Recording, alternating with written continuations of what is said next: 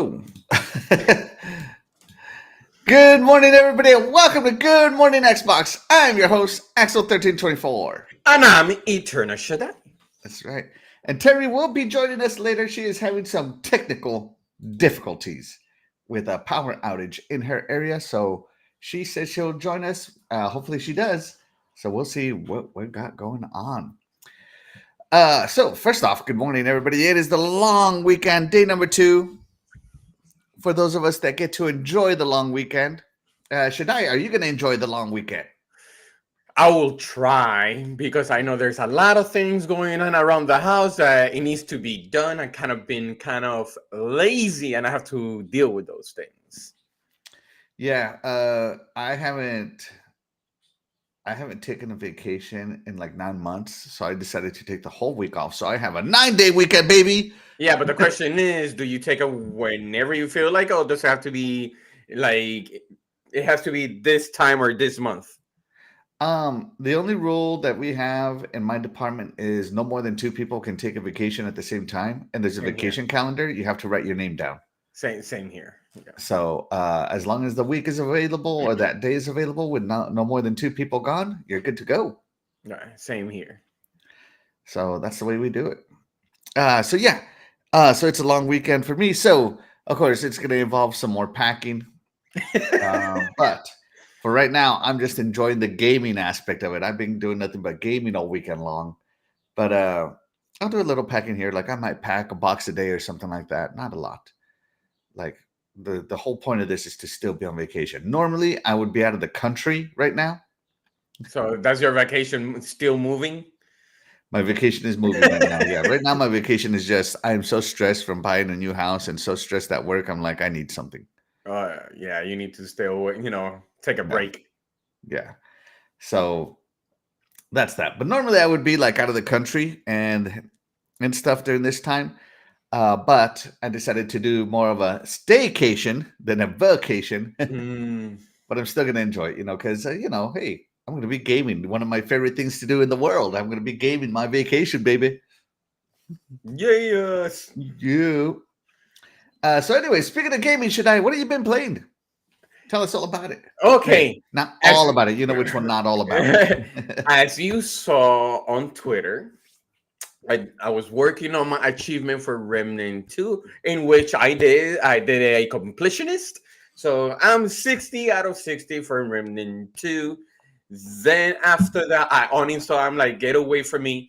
And I started playing Hellblade 2, trying to finish it off. And I did last night another 100% of achievements. So I did a back-to-back achievement hunting for Remnant 2 and Hellblade 2. That's awesome, man. No, it's awesome. I have been playing, of course, Hellblade 2. So I've been playing my Unicorn Overlord. I'm going to go back to it and finish it out. I want to finish it this week. Right.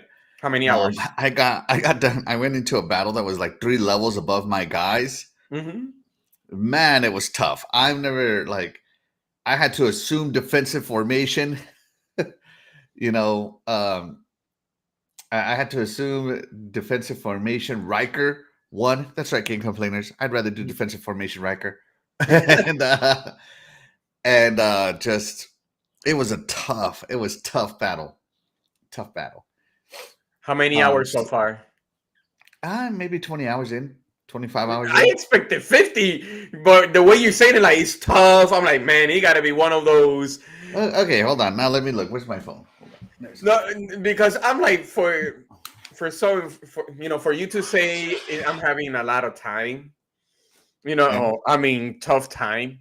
I expected like 50 hours, 60 hours, almost to the end. And when you said almost 20 to hours, the end, what? No, because remember those are the tougher bosses. But I wasn't expecting that. That is 20 hours, almost pretty much at the beginning. Well, what do I see my hours? Where's my achievements on this thing? It should be towards your profile on your phone. Yeah. Stats. 1 day, 5 hours. So 29. Yeah, about 30 hours. Okay, 20. Okay. That's more like it. Yeah. Yeah, so I'm playing Unicorn Overlord, and I'm gonna finish it. I have a feeling I'm gonna be like 60, 70 hours into the game because like I want every single little thing done. Like I'm rebuilding every bridge on the map. I'm I was like, oh, liberation quest, liberation, side quest, side conversation, relationship. I'm like, yes, everything. I will take it all, right? Yes. So I'm fairly sure, like, if I did nothing but campaign, I could probably be like, I don't know, 70% done by now. Oh wow. Okay. But because I'm doing every little thing, I think I unlocked an achievement that said, oh, you discovered 30% of the map just recently. So yeah, I am playing the crap out of Unicorn Overlord. I'm loving it. But of course, I set Unicorn Overlord aside to bring in Hellblade and play some Hellblade, and we'll talk about some Hellblade later. But that's what I've been playing, and of course, you saw me playing last night some Halo Wars too. I'm not surprised.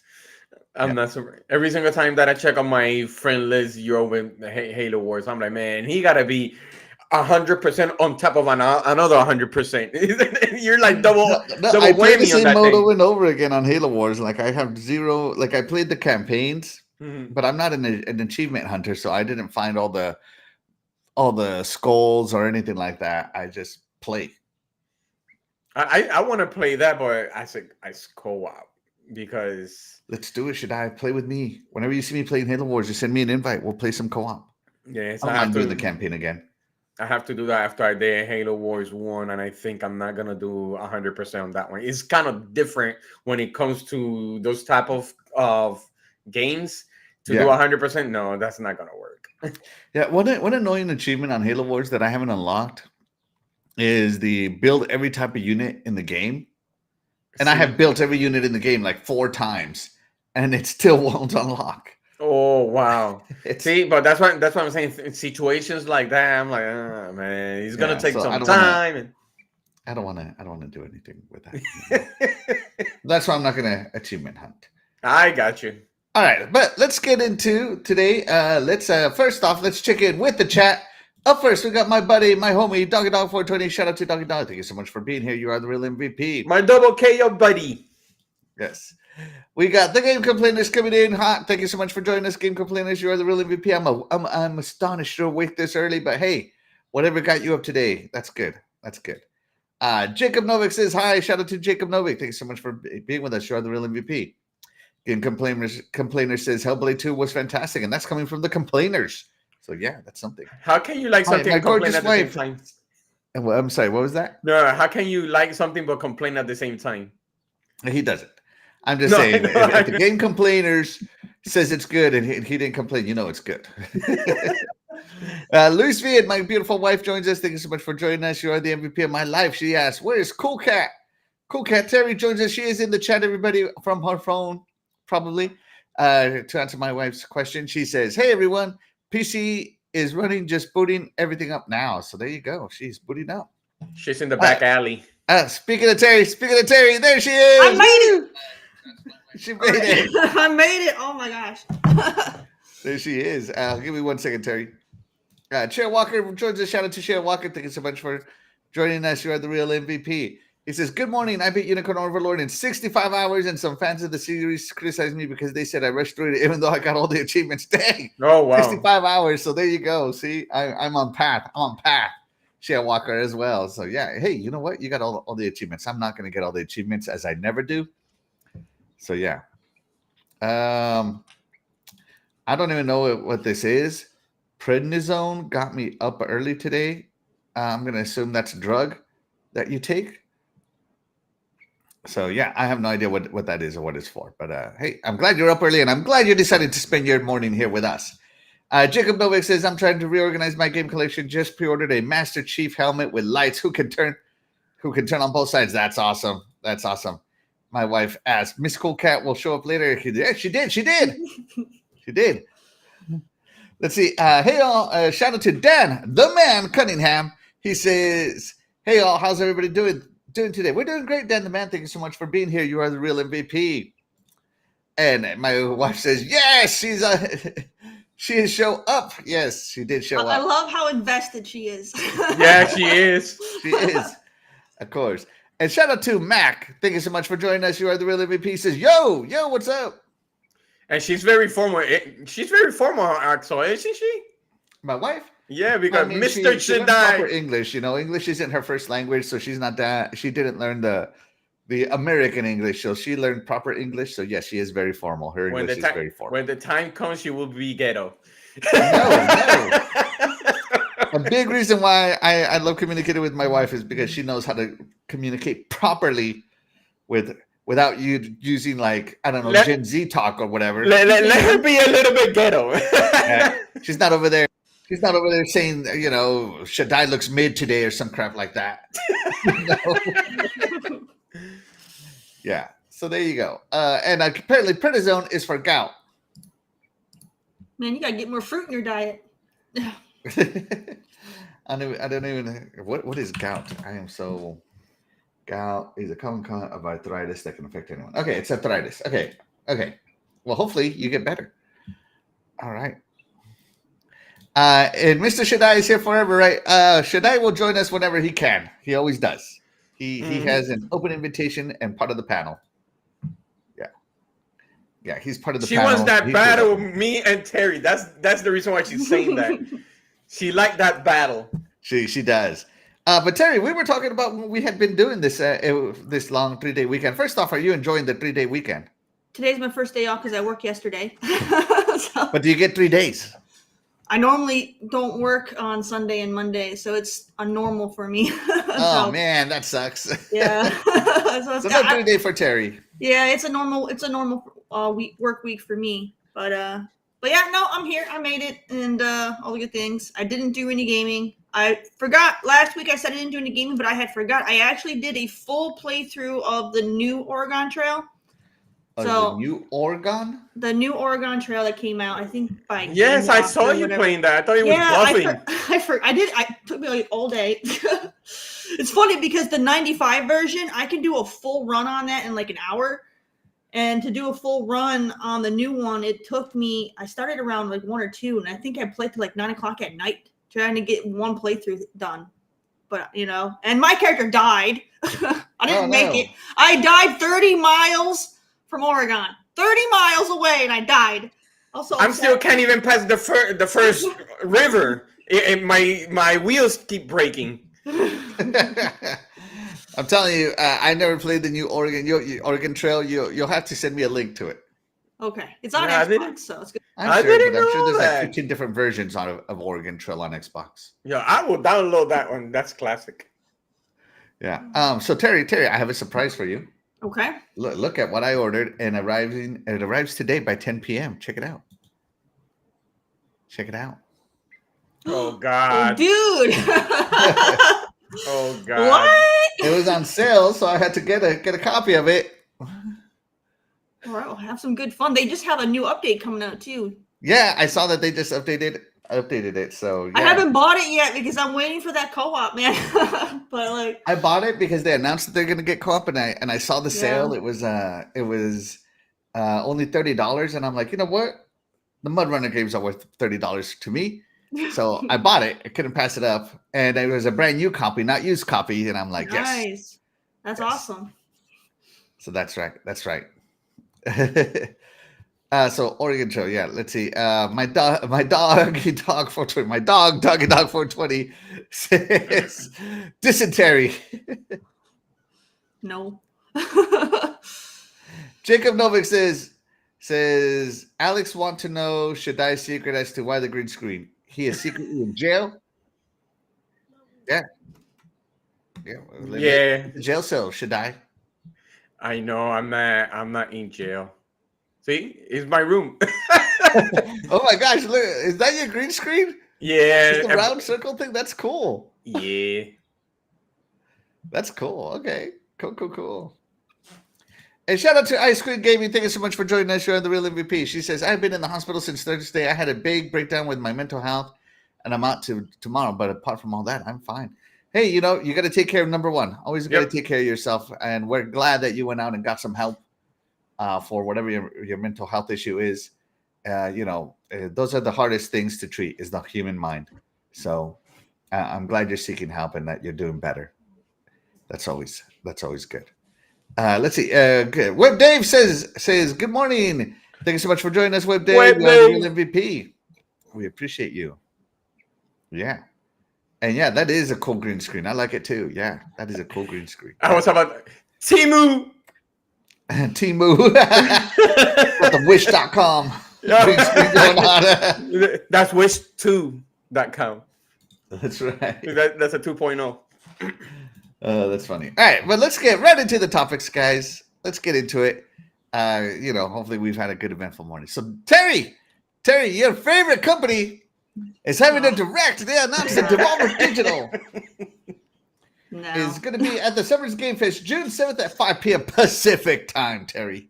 No, not going. Are you going to go and celebrate Devolver's 15th birthday?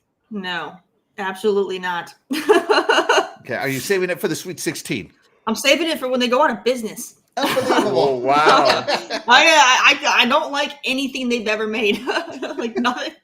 Like, Are you kidding me? I don't like them. I'm sorry. I don't like them. So you don't like Gungeon? No. You don't like the Talos Principle? No. You don't like Shadow Warrior? Not really. Okay. Let's get to the AAA stuff.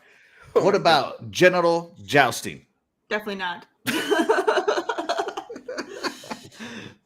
And yes, guys, that is a real game they made, okay? Or published. Okay. So as you know, Devolver Digital is a publisher, and they always have a really like over the top presentation, like overly acted out. It's hilarious. It makes cringe. zero sense. I love it. Absolute cringe. Yes. Yes, all it is cringe. absolutely cringe. Yes, Oh, absolutely. I love it, and that's why I think it's one of the funniest ones to watch. That's when I changed the channel. And you don't like any of their games? No. Screw you, Sam? No. No, I think Miami? she's probably saying no right now, but she plays on the background. No. Like I've tried a lot of them, but no. What? Oh man, I can't believe it. You don't like let's see who else did they Death Door. Scum? They had a game called Scum. Never heard of it. Okay, Fall Guys. You know Fall Guys, right? Oh, I hated that game. Oh my gosh, Fall Guys. Yeah. Oh, man. Oh, okay. Remember, it's not. We're not talking about Ubisoft that you like everything. I don't like everything that Ubisoft does. Let me see if I can get a Devolver Digital. I don't know. They did Cult of the Lamb. That's right. One of the indie darlings this year, or in the last year. Haven't played it. All right. So Terry, so you're not. What is your favorite Devolver Digital game? Ugh. And just in case you forgot, don't you worry. I got your back right here. Check it out. Oh, Any man. of these games. Any of them. Broforce. No. Shadow Warrior 2. Mm-mm. I mean, Shadow Warrior is interesting. Like I tried them, but it's just not for me. Reigns, Her Majesty. Nope. The deer game. Nope. That everybody was making fun of. I hate running backwards. Ape Out. That's right. Ape Out on VR Nope. was a huge hit. Oh, My Friend Pedro. Nope. Gorn, again, another VR hit. Carry On. Nope. Oh, jeez. Oh, Loop Hero. That one's a good one, right? Didn't play it. Oh, Death's Door. Oh, my God. Death's Door. So good. Death Door is really, really good. Really good. I don't know if I tried that one yet. I think it might have been on my to-do list, but I don't think I tried it. It was on Game Pass. I don't know if it still is, but I bought it before it was on Game Pass. No regrets. It was that good. Yeah, it was really good. It was so good. Yeah. Tentacular? I don't know what that is. I just made it up. Oh, there's a Shadow Warrior 3. Should I? Oh no, I beat. Anyways, Oh, Trick to Yomi, that Black That's and good. Samurai game. Yeah. That That's was a on really Game good Pass, game. Cult of the Lamb, like I just said. Let's see, 2023, Sludge Life 2, whatever that is. No, definitely never tried that. Never. Gunbrella? What the heck is Gunbrella? No, Oh, Wizard with a Gun. I want to try this game so much. Like, I saw it on sale the other day. I was about to buy it, and we talked about this game, Wizard with a Gun. It was on the indie, one of the Xbox indie spotlights, the Indie of the Month club. So if you recall, we talked about it. I think I was the only one who wanted to try it. So yeah, I want to try that one. Let's see, the Plucky Squire.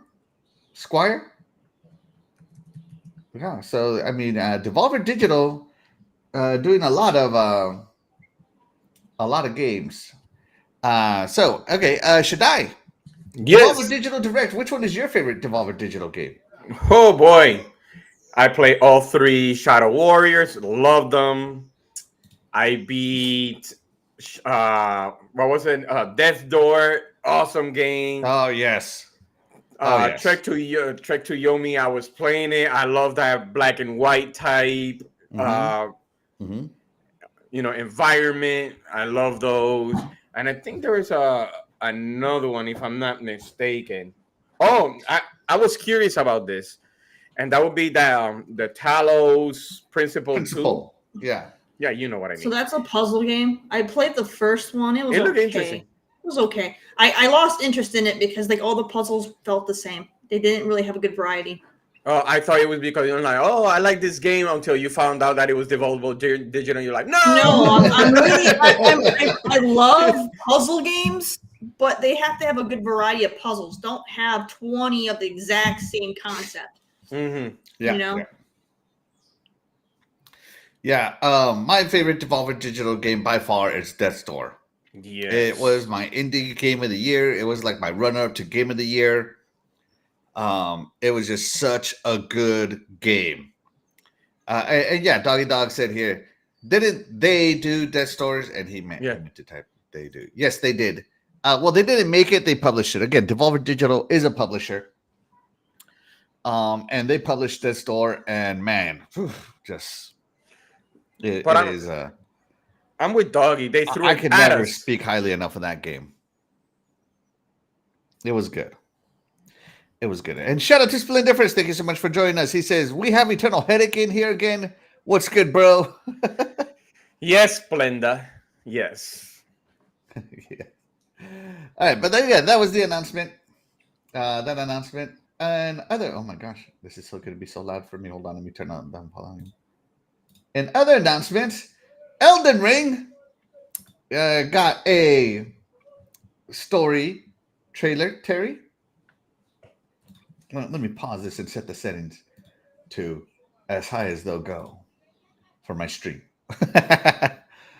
They did a story trailer. That's right.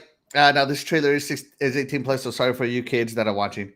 They did this trailer and it is amazing. I cannot wait. Shadow of the Earth Tree DLC of the year.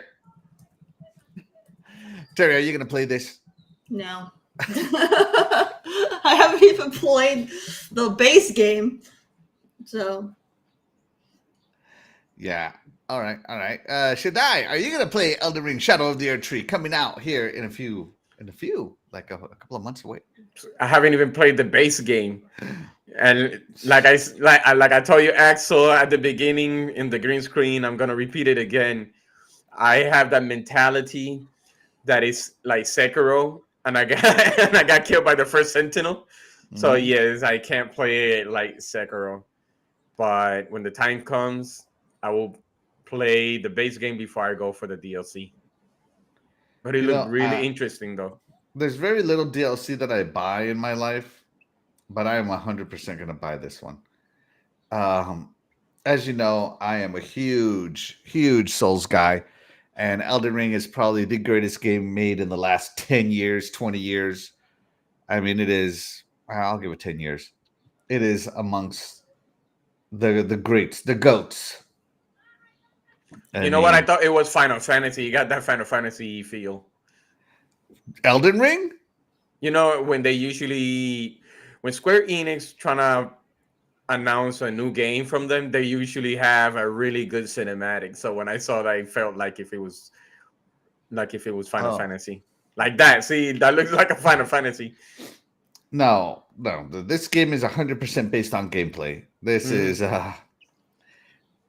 game tells a story with every sword strike. Like it is going to be fantastic. It's going to be great. It's going to get nominated for Game of the Year again, even though it's just DLC.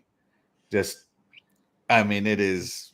You can't go wrong with Elden Ring. The formula for greatness is already there, and I'm going to take my level 200 guy that I played like 100 hours with, and go back to the lands between. Although you go to a different land this time, and play some of this Elden Ring Shadow of the Erdtree, which had like a $350 collector's edition for a DLC.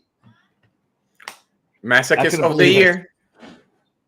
I couldn't believe it. I did not buy the collector's edition. Here we go. 6/21/2024, a few days after my wife's birthday. So she is very sour on Elden Ring. She's very sour on Elden Ring. She was sour that I spent a lot of money. It's so funny. Like a lot of games go on sale on her birthday week. So it's so funny to me because like I bought the Starfield collector's edition on her birthday. Like on her birthday, I spent money on myself so that I could get that collector's edition. Of course, my beautiful wife, she gave me a hard time, but she also understands my addiction. But yeah, I had to make it up to her. Of course I did. So yeah, but yeah, Elden Ring Shadow of the Erdtree coming June 21st. Pre-order now, Terry. I'm good. Should I pre-order now? No, that's only for masochists. Man, that's a lot of punishments. You made my wife laugh on that one. Should I? All right, let's see. Sir X-Men says, I'm listening. Yes, I'm on the highway again driving this weekend. Hey, and shout out to Sir X-Men. Thank you so much for lurking in the background. And thank you to everybody else for lurking in the background. You are all the real MVP. We appreciate you. We hope you take that a few minutes out of your day to hit that thumbs up button. Help us get discovered, especially in the gaming section of YouTube where we compete against those live streamers. So we appreciate it. We appreciate it. Let's see. My boy Doggy, he says, this is a big hell no on this. Let's see. I love any third-person game as long as I can see my character. Oh, you'll see. Let's see. The story is what usually makes the difference for me. Elden Ring is, if you want to read, it has the story, but if you want to get the lore, you got to get certain items. You got to find all the legendary items, which, by the way, I still haven't done. As I said, I'm not an achievement hunter. I just play. And so, yeah, we'll see. Jacob Novik says, fun fact, the two collector's editions I pre-ordered this year is Shadow of the Erdtree and Assassin's Creed Shadow, both for PS5. Hey, whatever works, man. Hey, I have something for Jacob. Pretty soon, my birthday's around, so you could get me something. You could order me a collector's edition. It could be for the Xbox, the Switch, the PS5, the PC. I know, right? I play everywhere. I know. The game complainers, we need Zelda Ring for the Switch. Wow. Yeah, no, the Tears of the Kingdom ended up being my game of the year last year, so yeah, I understand. All right, so that is the next announcement there. So if you guys missed out, they had a new trailer. Another announcements, IGN, who says consolidation is bad for the gaming industry, has participated in some consolidation. In case you guys don't know, everybody's favorite gaming platform, IGN Entertainment, has acquired the website portfolio of UK publisher Gamer Network, which operates a number of beloved gamer-focused publications. This story is coming to us from The Verge, by the way. We're not going to IGN for this. We're going to The Verge. That list includes GameIndustry.biz, Eurogamer, Rock Paper Shotgun, Video Games 24/7, and the tabletop site Dicebreaker. The network also holds shares in sites like Nintendo Life and Digital Foundry. The terms of the details were not disclosed. GameIndustry.biz reports that some redundancies layoffs have been made across the sites, though it's not clear how many workers have been impacted. According to several posts on X, editors at both Rock Paper Shotgun and GameIndustry.biz have been laid off. Man, did IGN make an article about that, talking about how terrible they are about it? Like when Xbox does it? No, apparently not. You know, shame on you, not on me. IGN, hypocritical. IGN Entertainment is owned by Ziff Davis, which, in addition to IGN site, also operates subsidiaries like Humble Bundle. The news comes as games media, like the rest of the industry, has been thrust into a period of dramatic upheaval, brought in part by the sudden rise of AI, changes to Google, and shift in editorial strategies, blah, blah, blah, blah. Okay. So IGN consolidated and laid off. And then, you know, when Xbox did this, they were against it. But yet they do the same thing. But, you know, you don't see 15 hate articles from IGN about it. What's up with that, Terry? What's up with that?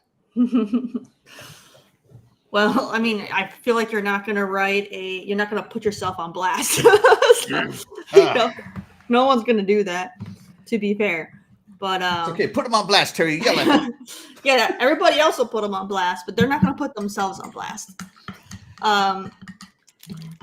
Yeah, it's one of those things, you know. It's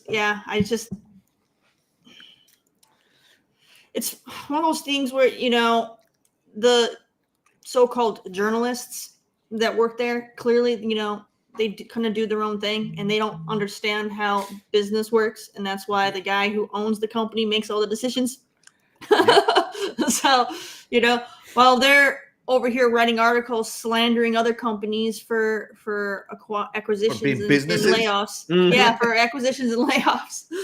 While they're over here, you know, slandering other companies, their boss is in the process of doing the same thing. And then a lot of those people who probably wrote the editorials probably got laid off. So, you know, karma. Karma. Yeah. Karma. Yeah, those are that's it. That's it. Oh man, I don't know. It's hard for me to feel sorry for them, although, you know, it is hard on everybody who gets laid off. I should feel some sort of empathy or sympathy for them, but I have a very difficult time feeling that. I feel it for the people that worked at Rock Paper Shotgun, GameIndustries.biz, and VG 24/7. Those people that got laid off, I feel bad for them, and I feel zero empathy for IGN because, you know, I haven't liked IGN in a long time. And so if there's ever any negative IGN news, you can expect to hear it right here. I will put them on blast. Like, it's like, oh, don't you ever want to work for the game industry? Of course I do, but never for IGN. You know? Like if I was a game publisher, if I owned a game publisher, like I am so petty. If I was a game publisher and I made a game, I would send review codes to everybody except IGN. Like, that's how petty I would be. But of course, that's just me because I don't know. IGN just isn't journalistic. They're more clickbaity. You know, in GameIndustries.biz at least is a little bit more journalistic. VG 24/7 a little bit more. And now they're about to become clickbaity websites, which makes me sad. Makes me sad. So yeah. Let's check in with the chat.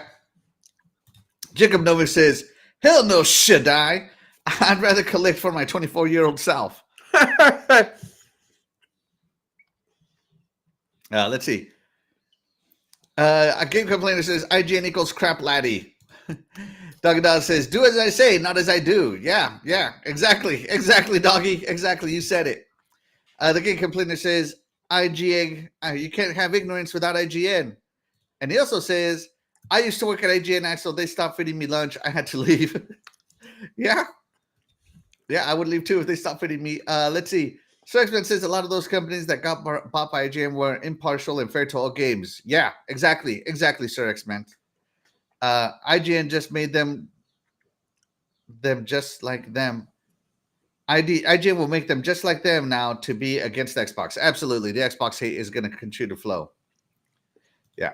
And Dan, the man Cunningham, has a very good point here. He says reviews have become too much like editorials. Absolutely. Mm-hmm. Absolutely. And we'll get into some of that later. Should IGN doing the very thing they say is bad for the game industry? Let's put it this way. And I know you've seen it on Twitter. There are times that you're trying to check the messages, and usually they'll say, "IGN, do you like video games?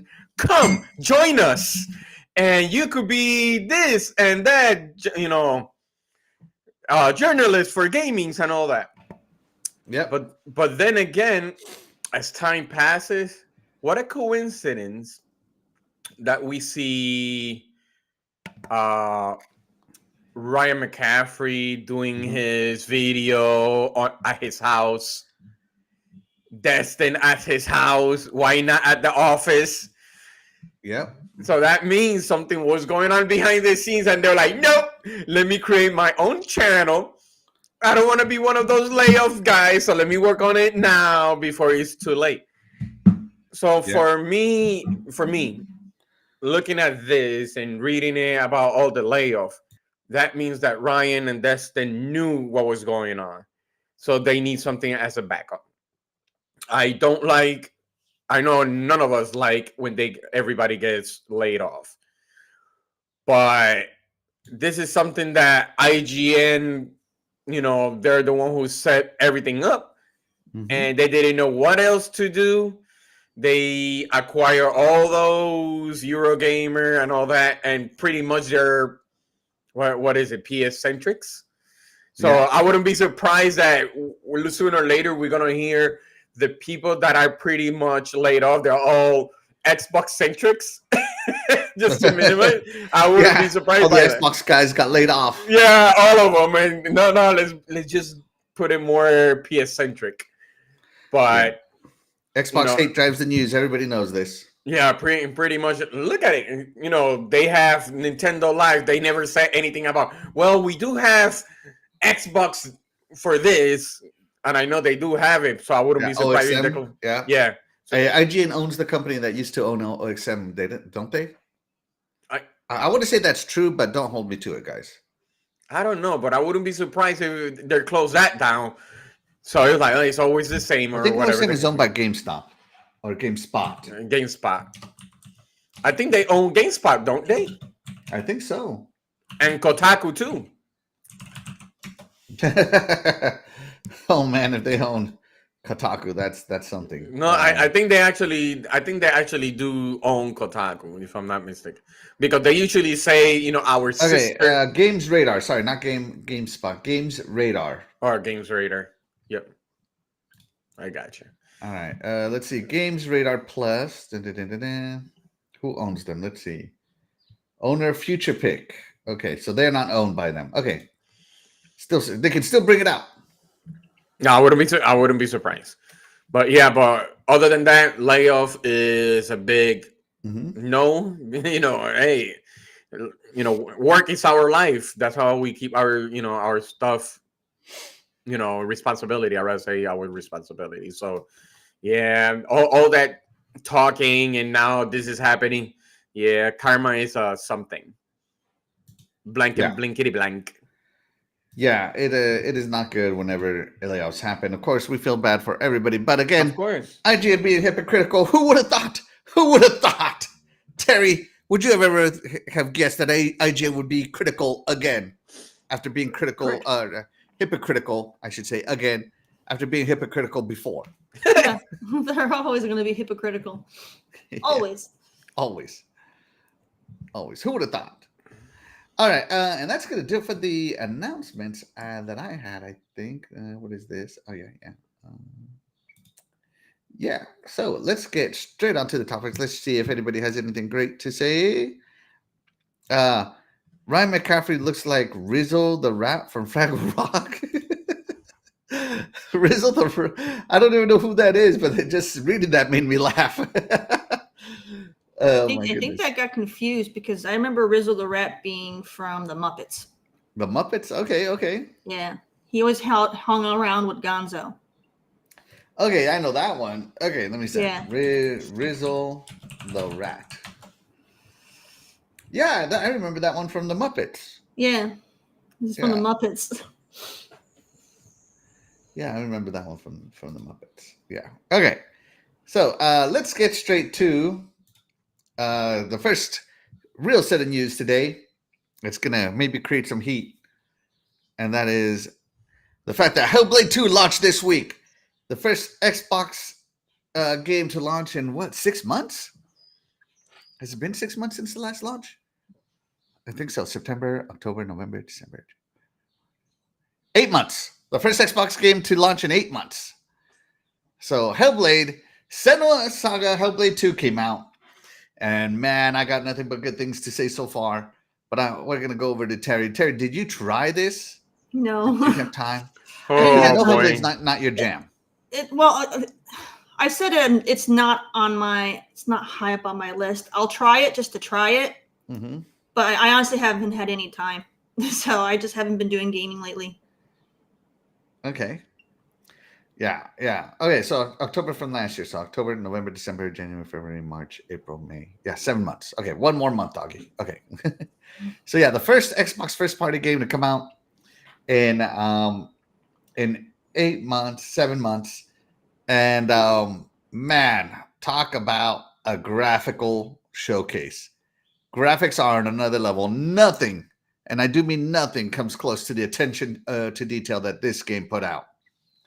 Like, if I compare, and I'm just gonna say, the walking areas, and because let's be honest, this is a walking simulator. If you look at the definition of walking simulator, in a video game, Hellblade 100% fits it. So Hellblade 2, of course, is another walking simulator. I am under zero delusions of what this game is. Walking simulator usually have zero combat. Well, 90% walking simulator, then I don't know. Walking simulator, literally all you do is walk and explore, and you unravel your story. There's no combat or interactions with anything. Okay. Well, then this one then is mostly walking simulator. It's heavily inspired by walking simulator. I'll say it's inspired by a walking sim. It has the walking sim pacing without it being a walking sim. That's right. It's heavily inspired. There you go.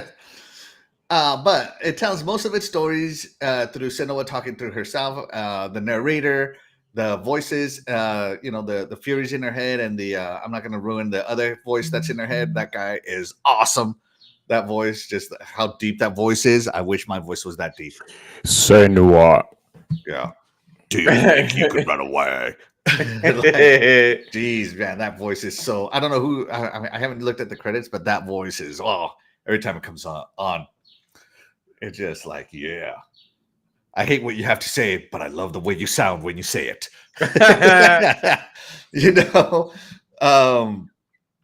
is. The audio on this is on another level. Like, nothing sounds as good as Hellblade, and it's just crazy. Now, what I do love about Hellblade 2 though, is they changed up the puzzles. Not every puzzle is an alignment, simple alignment puzzle. They do have environmental puzzles now. That get on there, so that's cool. There are other puzzles as well. The photo mode on this is ridiculous. Is ridiculous how good it is. The combat, I thought it was going to be a step down when they did the one-on-one at all times combat, but the way they transition it, like you just saw it right here, the way they transition the one-on-one combat is leagues ahead of the first game. Somebody will tackle the guy you're with. They'll bump into another bad guy. An axe will come flying past your head and kill the guy you're with, and suddenly you got to find another guy. I mean, it is crazy good. And she has the focus. If she charges up her focus, and people have started putting this, if you put vanilla into the combat, you're going to get vanilla out of the combat, right? So if you use her focus, she can catch the objects that are thrown at her. She can dodge the fire even better. I mean, it is awesome. The focus use, you have to use it. But if you want to just use vanilla in the combat and just parry, dodge, strike, and focus to do fast strikes, hey, you know what? That's great. You're going to get vanilla out as well. But it's still good. It's still good. Like, I love the one-on-one transition in the combat. The way it looks, it's just like, it's crazy amount of detail. And I'm loving the story so far in the game. I love that there's actually other people this time in the game to talk to instead of just yourself. And I love the change up in the puzzles. That not every puzzle is there. The environments are just, I don't know. I don't know what to say. I am loving this game. Like, I have very rarely played a game, and early on in like the first 30 minutes of the game or 40 minutes of the game, have I said, I'm going to need to play this twice. Like, I'm already going to do this on a second playthrough. Oh, and the music, when you get into some combats, like, I'm just going to use the first real combat battles you get into, with the fire, the Draga, with the fire people. Oh, the The Dragar. music that transitions in while you're fighting, and depending on who you're fighting, it's just, again, the audio of this game is on another level. It's crazy good. It's crazy good. I haven't finished it yet. I'm pretty close to it, but I'm enjoying the ride, if you will. I'm enjoying the ride, and it's definitely what I wanted Hellblade 2 to be. More Hellblade. I didn't want it to transition into God of War. I didn't want it to transition into this, RPG style game where you got to pick skills and, gained experience and got to explore the whole world with like 15,000 Ubisoft things to do on a 15 centimeter area of the map. I mean, I didn't want any of that. I wanted it to be just more Hellblade, and that's exactly what I got. I don't care if this game is only 6 hours. I think people are finishing it between 5 and 6 hours. And so I don't care that it's only 5 to 6 hours long. I'm loving it. So that is my take on Hellblade 2. And if anybody gave this game anything lower than a 9, you're wrong. Just straight up, you're wrong. And we'll talk about some of that here in a minute. Shaddai, you finished the game, right? Yes, Right. I Tell did us what you finish. thought without spoiling any of the story. No, I'm not gonna spoil anything. Let me backtrack. I did finish the game. I do have 100% achievement completion on that game. Nice. So I did everything. I'm gonna go little by little. When I first played this, it reminded me of a game, Mm-hmm. and I know they're gonna say no, it's not the same. I'll tell you why I'm gonna say it's the same. It reminds me of Rise Son of Rome, because the reason why I said that Rise is looked good at the time, yeah. right. See that? Yeah, at the time, Rise was epic. That's why. That's where everything comes to it. When it first came out, that was the best graphics we ever seen for Xbox One. Mm-hmm. Hellblade, the best graphic game for the Series X. For this gen, period. For this gen. Then it was linear. Rise is linear. This one is linear. Mm-hmm. When you're trying to trigger Senua's, you could say special. That's when she started doing some crazy, attacks because her surrounding freezes. Is the same thing with Rise. You press a button and he started going crazy just because he's Spartan and she's what is it called? Picked a warrior from Scottish. I think from Scotland. I think she's Scottish. I think she's a pick. Yeah, Scottish. Yeah. So Scottish, so that's the reason why I'm trying to compare the two. They're pretty much I'd rather say like the same. It's just that it's totally different because her story is one thing, right? It's another thing. Mm-hmm. But for Hellblade, the story is very engaging. Oh, the yeah. The audio, if you have a good headphones. Mm-hmm. When I played it for the second time, I kind of almost believed it because now it's becoming kind of way too real when you play a second playthrough. Mm-hmm. And I don't know if you noticed this, but when you look for the faces on the hidden areas, yes. Yeah, the thing is that's very clever because it blends with the surrounding as you walk forward. And I'm like, oh man, I wasn't expecting this. So it does plays with like everything plays with your mind. And it manipulates a lot of things. And I love that. The simplistic of the gameplay, I see that one when she dodged. I think we didn't, unless if I'm wrong, because I barely dodge anyways. Okay. No, because I press left Harry. trigger. No, Yeah. actually, no. The left bumper just to run forward. So I usually do it. You tackle them, or not tackle them, but you Not strike them tackle hard. them, but Yeah. yes, and You jump at them. yeah. So I also it reminds me of the gameplay of Dead Space because you run with left bumper, and Okay. it's very different. You can't even tell if it's a game or it's actually her acting because it's like both worlds. I'm like, man, I don't know if this is real or not real. It is really, really well made. Dude, I those just angles, like you think it's a cutscene, but it's like waiting for you to do an input, and it's like, oh shoot, yeah, like it's crazy. Those camera angles are crazy in this game. I wouldn't be. The only thing that I will change is when you walking and going through villages. If you're talking about the Dragars, I wouldn't be. It would have been nice that the Dragar, knowing that you know they well, whatever. Anyways, they'll just jump in and you start 1-on-1 fighting with them because you're walking. But Right. but I'll leave it at that. But the 1-on-1 switching from one enemy to the next, that's way different than the first one. Mhm. So now you got more action-based combat. It just feels more natural. Like it's weird how natural they made it feel instead of just like, okay, here comes another one. Okay, here comes another one. Right. It's like no, like you saw in that trailer, like you're fighting someone, that person gets tackled, and it's like, oh man, now you got to focus on someone else. Like.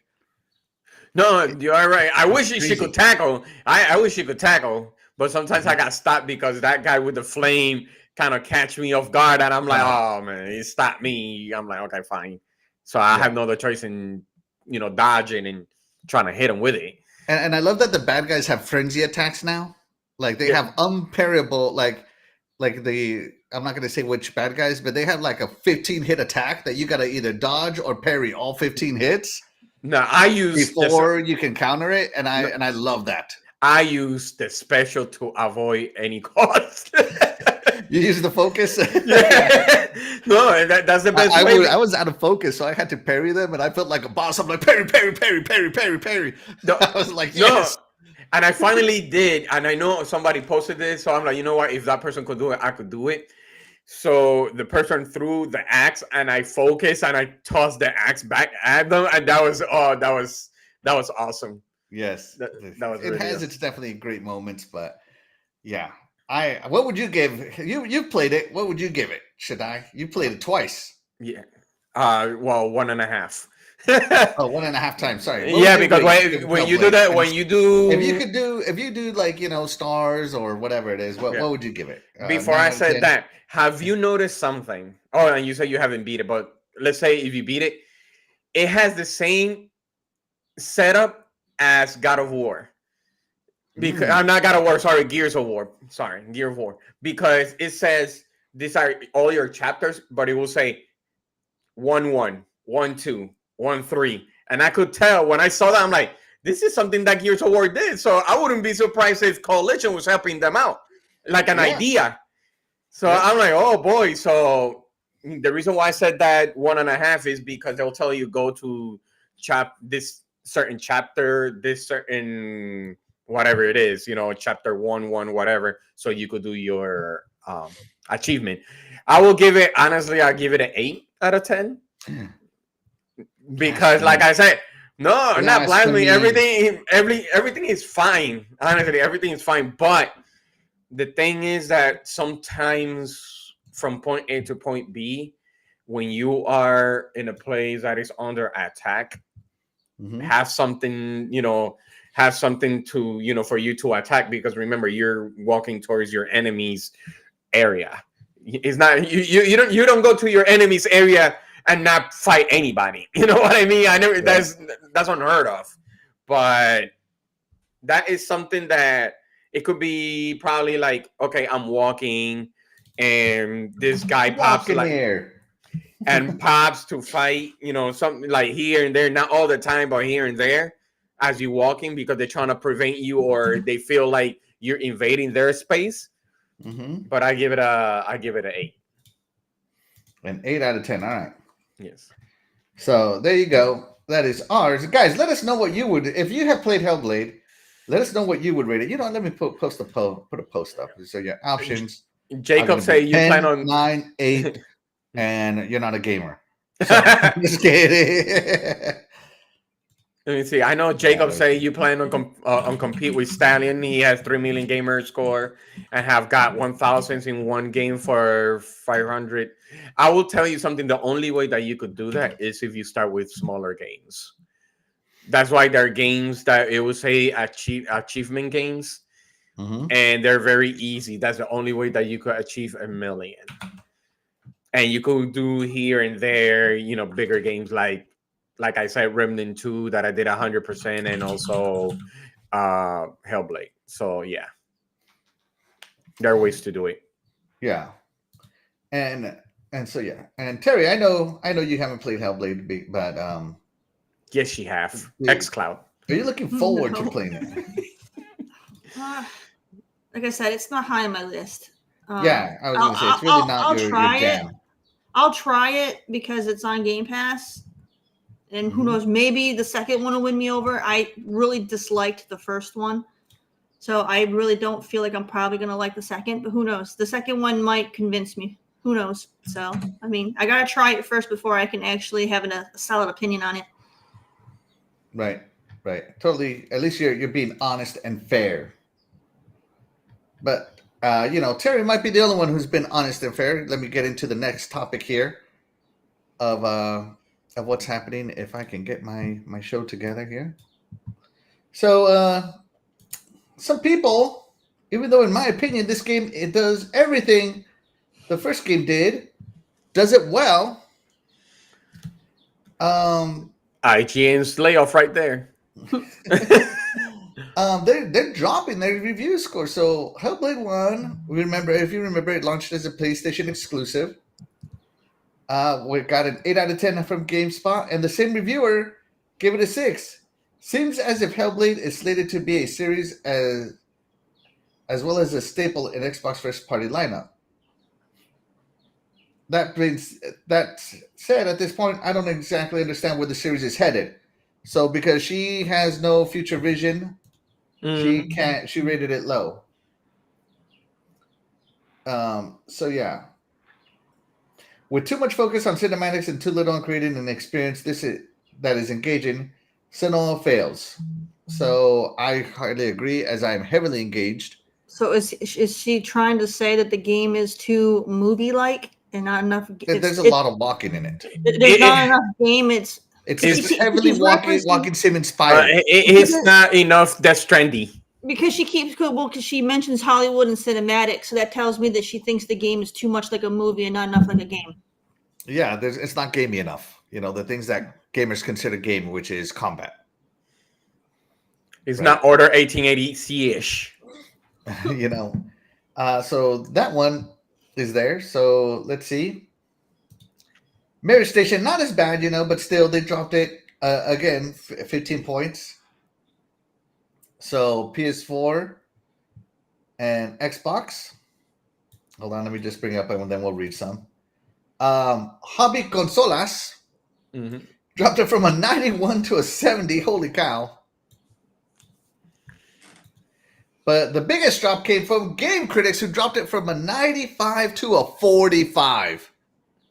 Do you know what a game has to do for me to give it anything lower than a 6? I mean, this game it has 0 bugs, looks great, all the inputs are responsive, plays exactly the way you want it to, and somehow it gets low. But, so it's getting some hate because of the hashtag Xbox tax in full effect.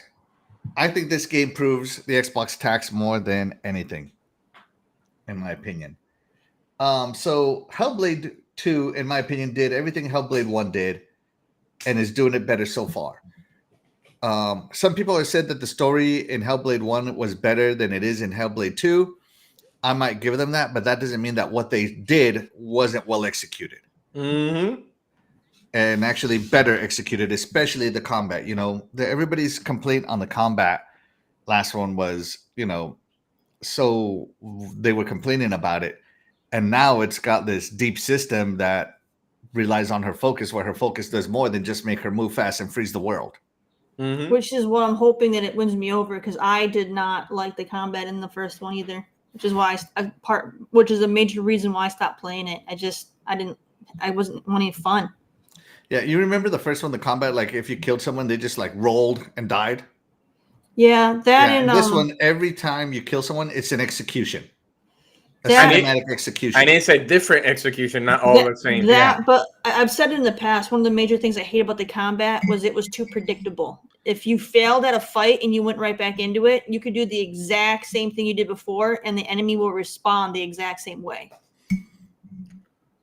So you can have the combat. You can have combat settings here, anywhere from easy to difficult, right? Hard, I think.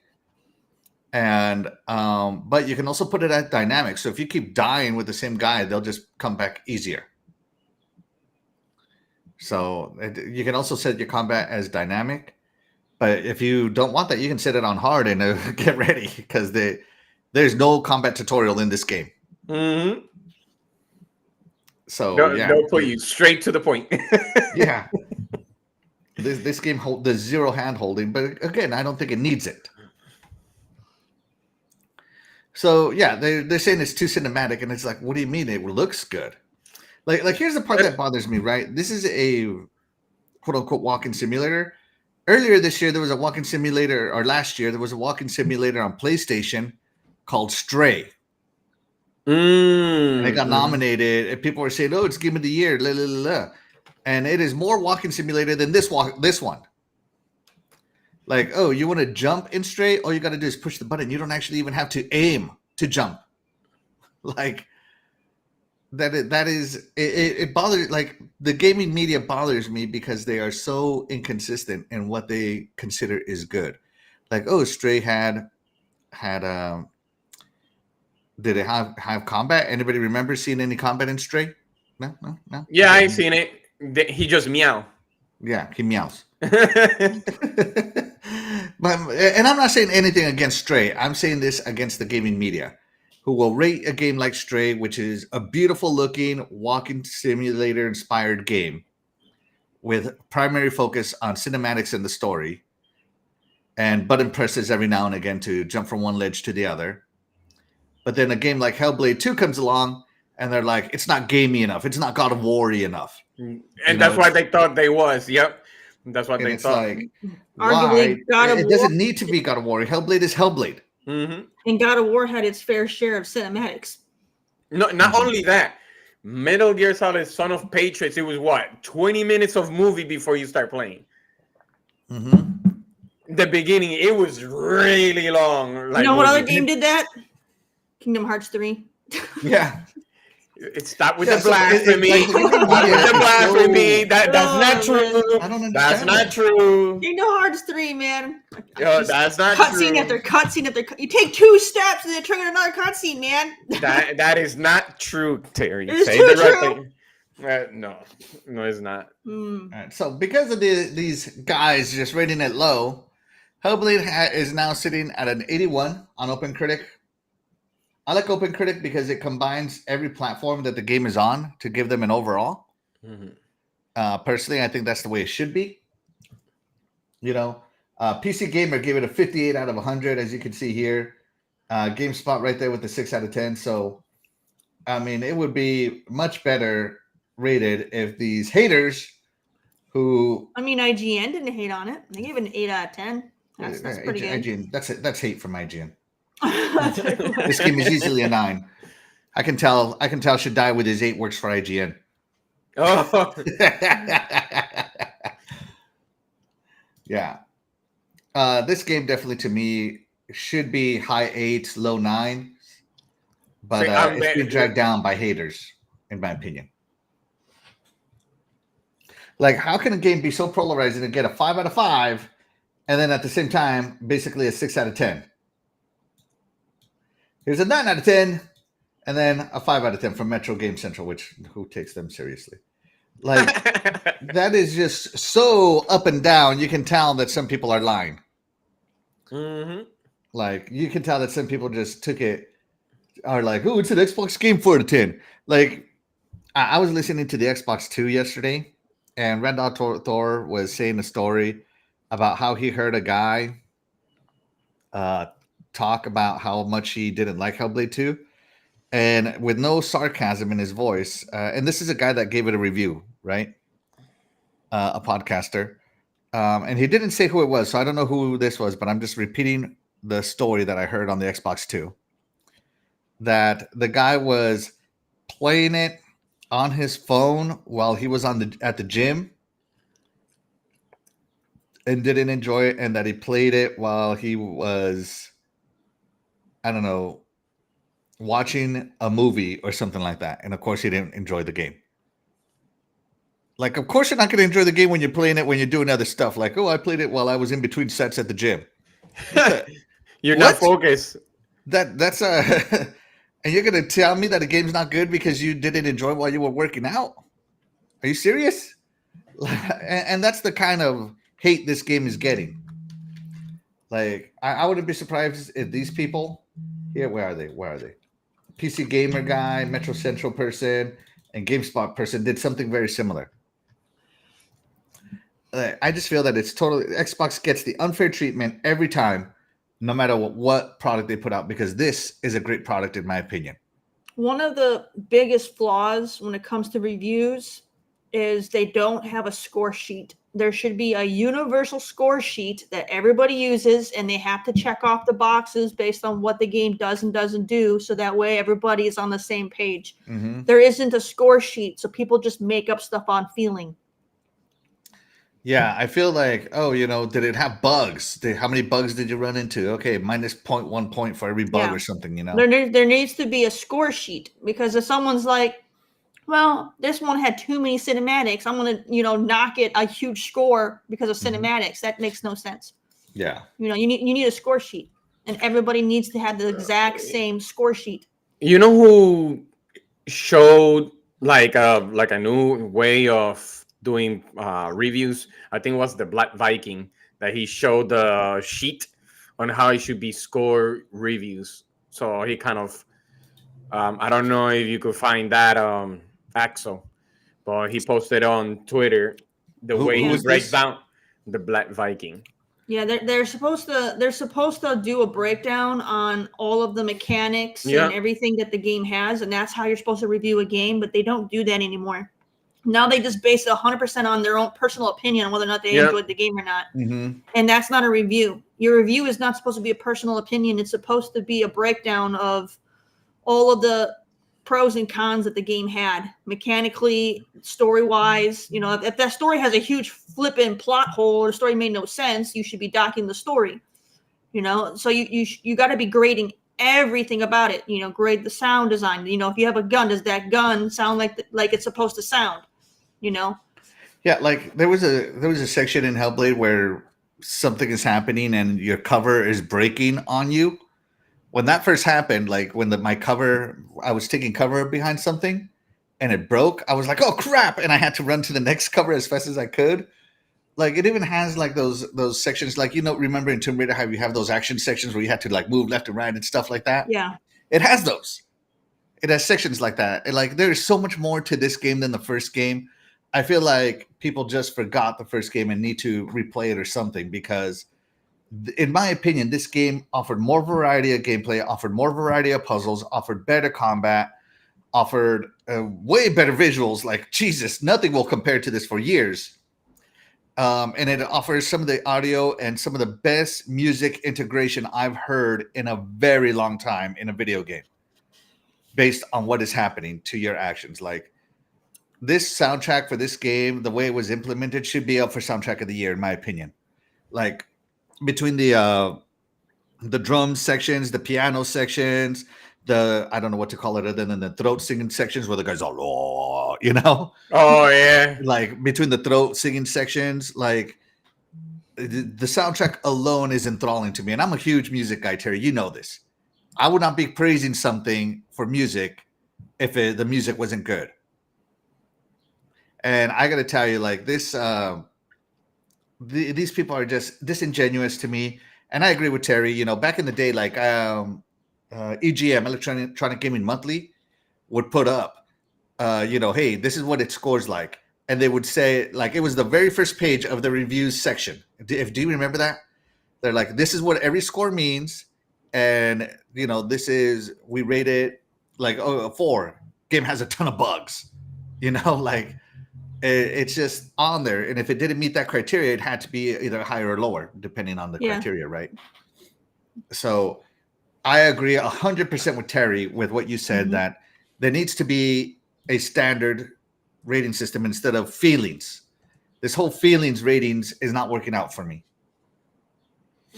Because if I had to give this game on a graphics scale, rate the graphics 10 out of 10, nothing compares. Rate the audio 9 out of 10, it's amazing. Actually, it might be even 10 out of 10. The sound effects 10 out of 10. Because nothing even comes close to comparing. Nothing comes close to comparing to it. Rate the story so far. I haven't played it all, but so far, I'm enthralled. I'm interested. It's sitting at a good 9. Rate the gameplay. It's a heavily inspired walking simulator. It's exactly as advertised. I was not misled. So I send you the sheet on your DM. That's the one that I was talking about. Let me pull it up here. The way he did it was very simplistic. Yeah. To do have a score sheet, and then you have to back up the breakdown. If you scored something low or whatever, explain why it got it. Like what part of the game did it not meet? The criteria. You actually have to back up your answer. Mm-hmm. Yeah, exactly. And that's the thing. Like, if you bring that up to these reviewers, if you actually instead of engaging with you and defending their position, they'll just block you. If you handed all these reviewers a spreadsheet like this, where they actually had to put actual thought into every answer, they wouldn't even review games anymore, because they would be like, this is too time consuming. Well, good. It's a review. It should be time consuming. No, and that's another thing. It's like, but they send it to it. Well, let's put it this way. Let's be a little bit more realistic. Depending on the company. Look at this. He rated everything here, and overall rating 481 out of 484. So 1, 2, 3, 4, 5, 6, 7 pieces. But let's see, score variance. It's a 4.5 out of 10, or a 9 out of 10, or a 92 out of 100. So yeah, I mean, it's there. Like, this is a really good sheet by the Black Viking. I agree with you. Yeah. See, and that's the way he did it with Ninja Theory. I mean, he even puts his time. So he only played Hellblade 2 for 12 hours. So he didn't do everything in the game. Mm-hmm. He probably played it twice. So based on how much time someone puts in and what they may or may not have been able to do.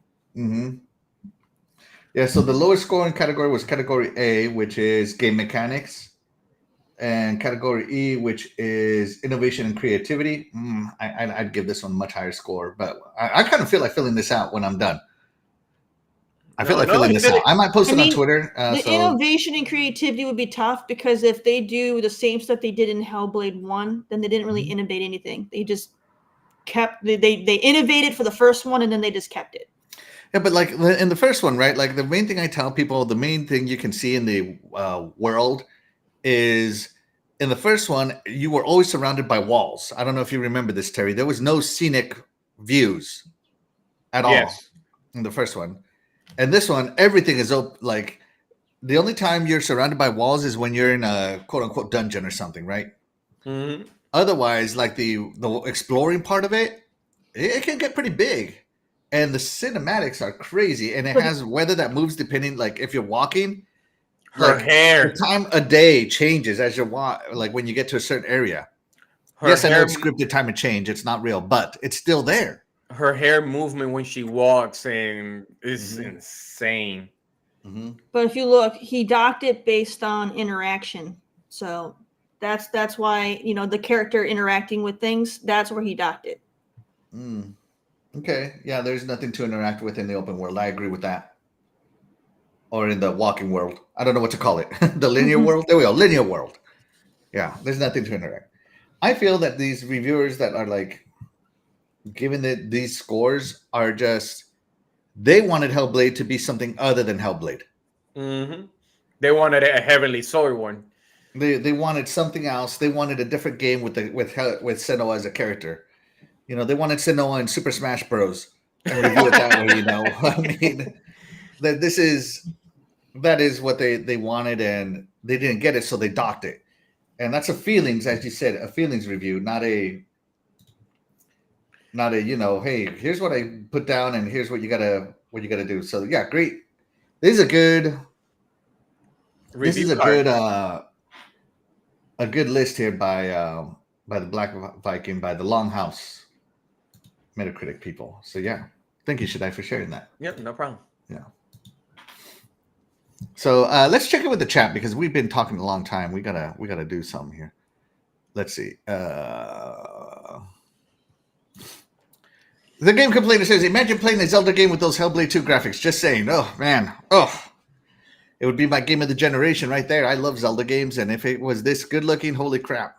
Well, actually, there is one called Twilight Princess. It's not this good looking. No, I mean, change of, direction of graphics. Yeah, it's the most realistic looking Zelda game ever. I understand where you're coming from, Shaddai. I don't know. It's still pretty cartoony.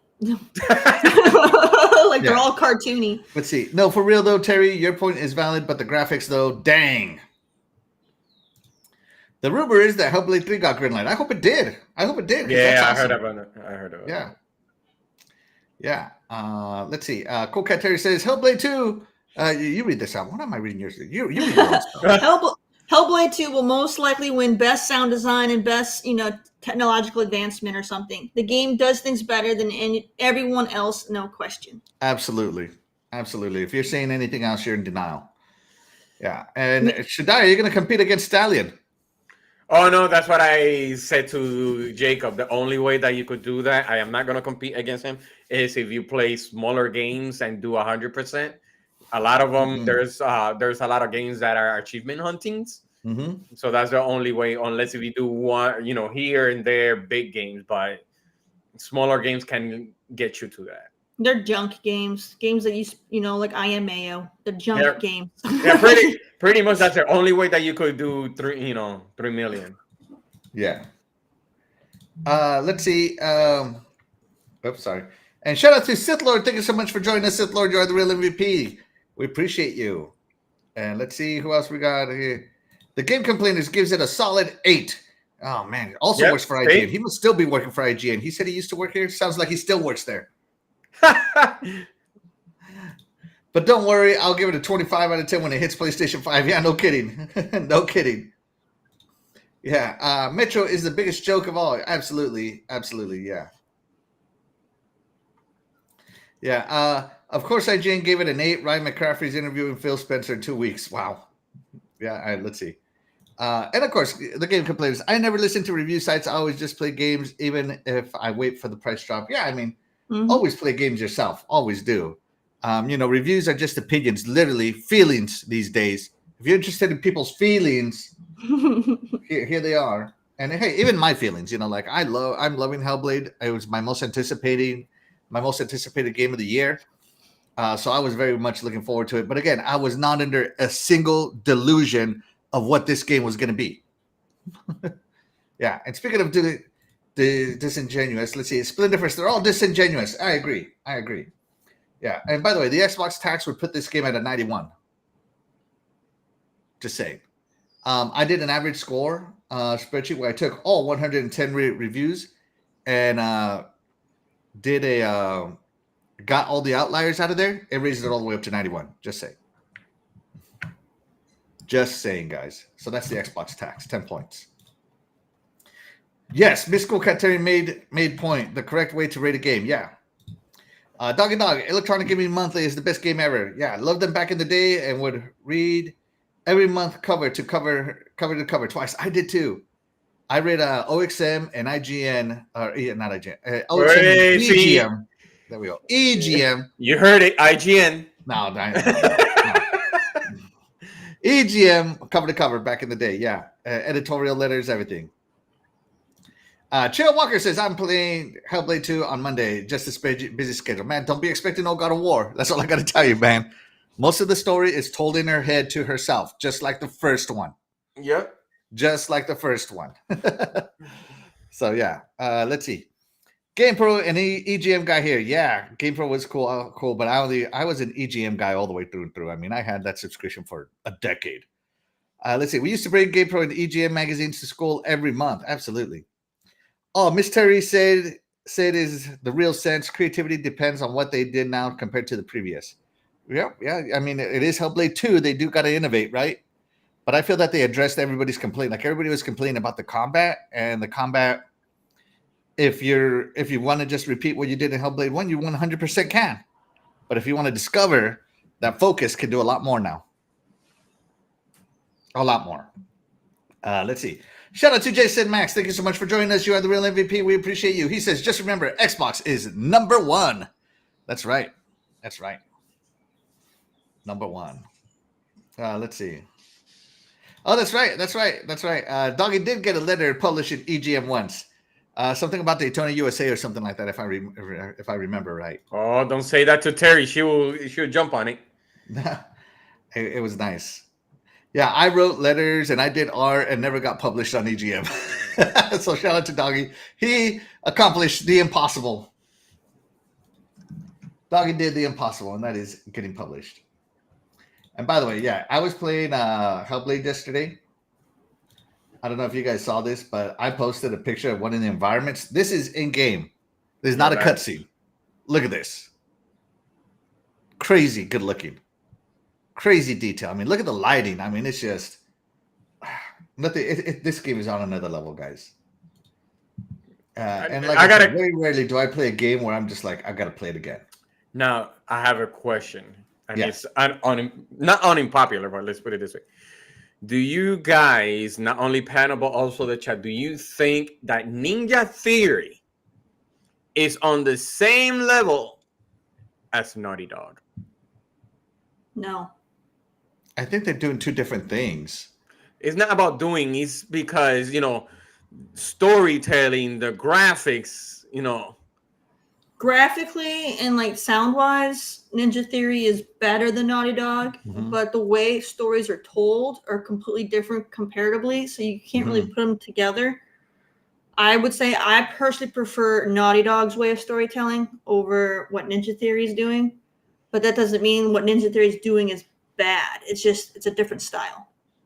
Because the way I see it, because when I'm trying to compare, it's like Enslave, it has a good story. It's a really, really good story. It has a really good, combat mechanics. With Senua, it's still, a really good story. A little bit different because we're talking about, psychosis in here. Now we're talking about something different, but still making a good story, better graphics, the works. So we already know how Ninja Theory works when it comes story and combat. If you seen their previous, the DMCs, the Heavenly Sword, the Enslaved, all that. So that's why I ask if it's better than Naughty Dog. I would say Naughty Dog is better at action adventure games. Like, Ninja Theory has taken stabs at action adventure games, and Naughty Dog has just blown them out of the water. But they've never had the funding that Naughty Dog has in any of their action adventure games. But do I think in audio and in graphics, I think Ninja Theory is leagues ahead of anybody at this moment. But that's not to say anything negative about Naughty Dog. They are fantastic. They're a good studio. They put out great games. There's no denying what their product. They just tell it in a very different manner. A lot of repetitiveness, though, too, at Naughty Dog. It's one of their flaws. Oh, quick time events. QT, Naughty Dog. Why? By the way, that's another thing I love about Hellblade. There's no QT. Thank God. Naughty Dog recycles a lot of their stuff. So they're not innovating. Let me put it that way. They're not innovating.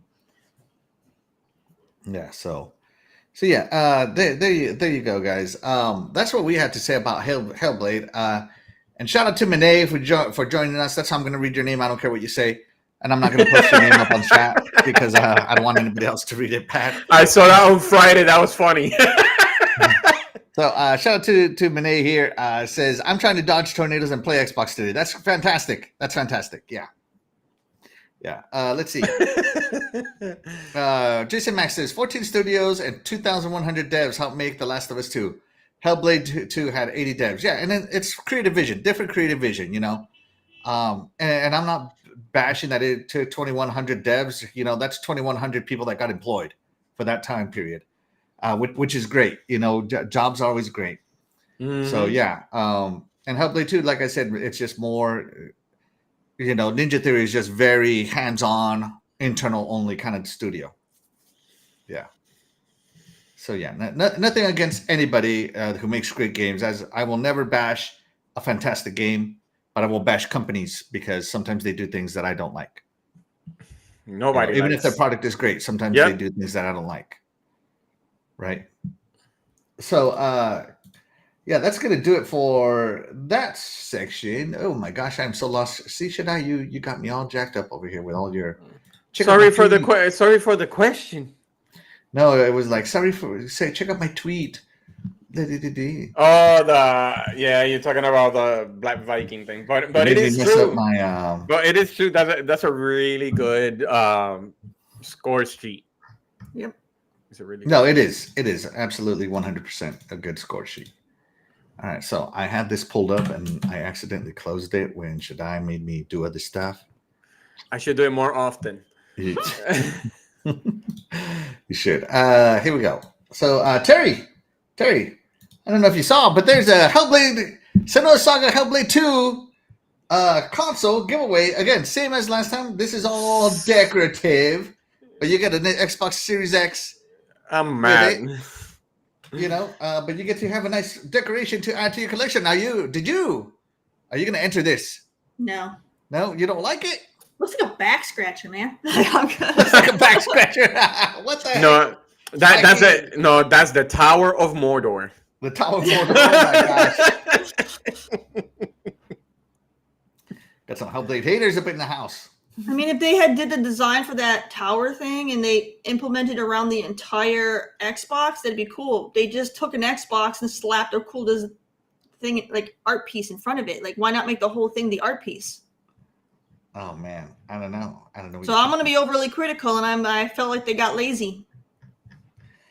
But this lights up, Terry. Okay, so it's a back scratcher you can use in the dark. Congrats. Oh boy. Well, what if it's used for scratching things other than your back? I mean, you use it however you want to use it. I'm not going to judge you, but it is what it is. It's a scratcher. It's a body part scratcher. Oh my god. But I mean, have you ever had Hellblade scratch your back? Remember that scratcher could be a new experience for you, Terry. Hey, that scratcher goes to dark places. That scratcher has seen things that no one else has seen, Terry. Come on. Oh my god. That's something. So yeah. Me personally, again, I am upset that they don't make this stuff for sale. Like, I would buy this. If this was just like, even if it was just like a Hellblade lamp that you bought, I would 100% buy it. Of course, I entered the sweepstakes in hope of winning. Do I think I'm going to win? Probably not, as I usually don't win. But I really wish that they, the Final Fantasies 14 console and this one were available for purchase. I think it would be cooler if they got rid of the Xbox part. They keep the tower and they turned it and they put like little racks in front and they made it an art piece you can hang on the wall and hang your controllers on. That would be cool. Oh yeah, okay. And then it would hold some function. Yeah. Oh, you mean like put them on the side of the console, like holding your controller? No, like just have it. Yeah, hold your controller here and hold your headset up here. Yeah, just have it as Yeah. Hold just your hang headset up here. Hold your controller right here. Yeah, and then and being that it lights up and powers, you can even have it, have it to where it even charges your headset and controller, like it docks on, Well, that'd be nice. and have it hang on your wall. Mhm. That would be something that would be more sought after, other than art piece in front of a display model of an Xbox that doesn't work. Mm-hmm. Wait. Now that you mentioned that, does that actually works? It doesn't. No. This is the same No. thing as. Now that you mentioned it. It's a fake Xbox with Mhm. an art piece in front. That's what I'm saying. Take the art piece and turn it into a charging dock for your controller and your headset, and hang it on the wall, and then it would be cool. I agree. They should hire me they should hire me when it comes to coming up with these concepts for these things, because this isn't it. They were close. They were close to having it, and they missed it when they put a fake Xbox behind it. But see, I know this is a different conversation, but see, situations like this, when they say, well, we don't sell consoles, situations like this is what makes it sell more consoles. We love these things. They want to sell controllers, so create a really cool controller dock. Mm-hmm. See, yeah, that's what I'm saying too. It's like, come on, it's already what? 2 consoles, Final Fantasy and this one. And if it was on sale that actually worked, I don't know, probably another million could have been sold, maybe more. Come on now. It's very simple. It's very easy to know that. Even if it's a butt scratcher, you don't know what it is. Okay, it's still gonna sell anyways. People like to go to dark places. That's all.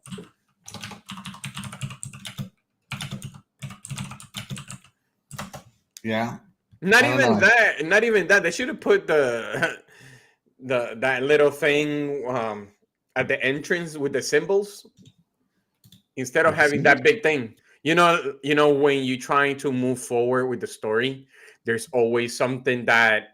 The visual alignment puzzle. Right. Just put something like that. But even that is still better than it was before, because now the visual alignment stuff, like, it's a different color than the environment, so you kind of know where it is. You just got to get to where you can align it. So it's even gotten better. So, I just want that Xbox to work, not just as a display. Yeah, no. I mean, I want it to work too. But at the same time, you know why I don't like that tower in the middle? Because if by any chance either you hit it or whatever, that falls, the top part will break that easy.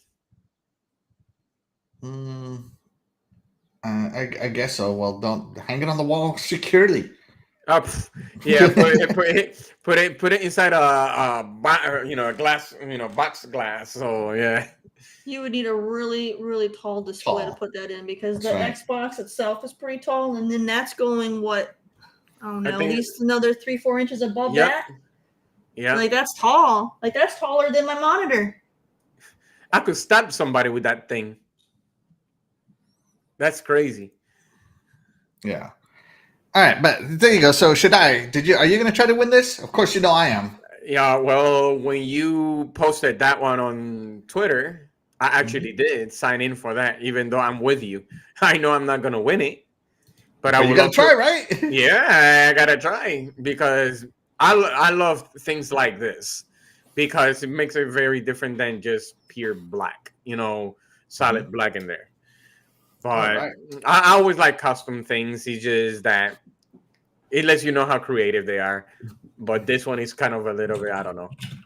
But I like it. Even though it does feels like Lord of the Rings type. Yeah, no. I think it's phenomenal. Of course, I love everything Hellblade. It's a great franchise to me. I love the story. I love the way they tell it. I love the audio. I love the music. I love the graphics. So that means you like. But of course, the game right now is sitting heavily at a 9.5 for me. We'll see where it's at once I finish it. The reason I haven't given it the 10 is because I haven't finished it yet. So I got to finish the story. But so far, I'm at a 9.5. So it can go higher or lower. But that's how I feel. Terry, how does the chat feel about Hellblade? Fanboy. All right. 64% believe it is between a 9 and a 10. 35% a 7 to 8. And then nobody voted for anything below a 7 or 8. That's right. No IGN workers here. or sorry, what was the game consolas? Whatever. Hobbies consolas. Yeah, none of them. And shout out to the Gina. Thank you so much for joining us. You are the real MVP. We appreciate you. Let's see. And shout out to Stephen Avery. Thank you so much for joining us. You are the real MVP. He says, I have a feeling they will market Call of Duty more than Hellblade 2. Probably. No lies detected there. Yeah. And Doggy says they need to release more of those wraps. Yeah, I want to buy the Starfield wrap still and the Hellblade wrap. Yeah. No wraps. Yes. It's a wrap. No, it's a wrap. That's ugh. No, I don't want that plastic jacket around my system. Don't be a hater. No, that's like what is it called? A straight jacket? A straight jacket for the Xbox. No wraps. No, it's not. No, I'm just kidding. Okay. All right, let me think here. Okay, so with that being said, it's time for let's clean ourselves off here of the Hellblade topic and go right into Terry's Indie Spotlight.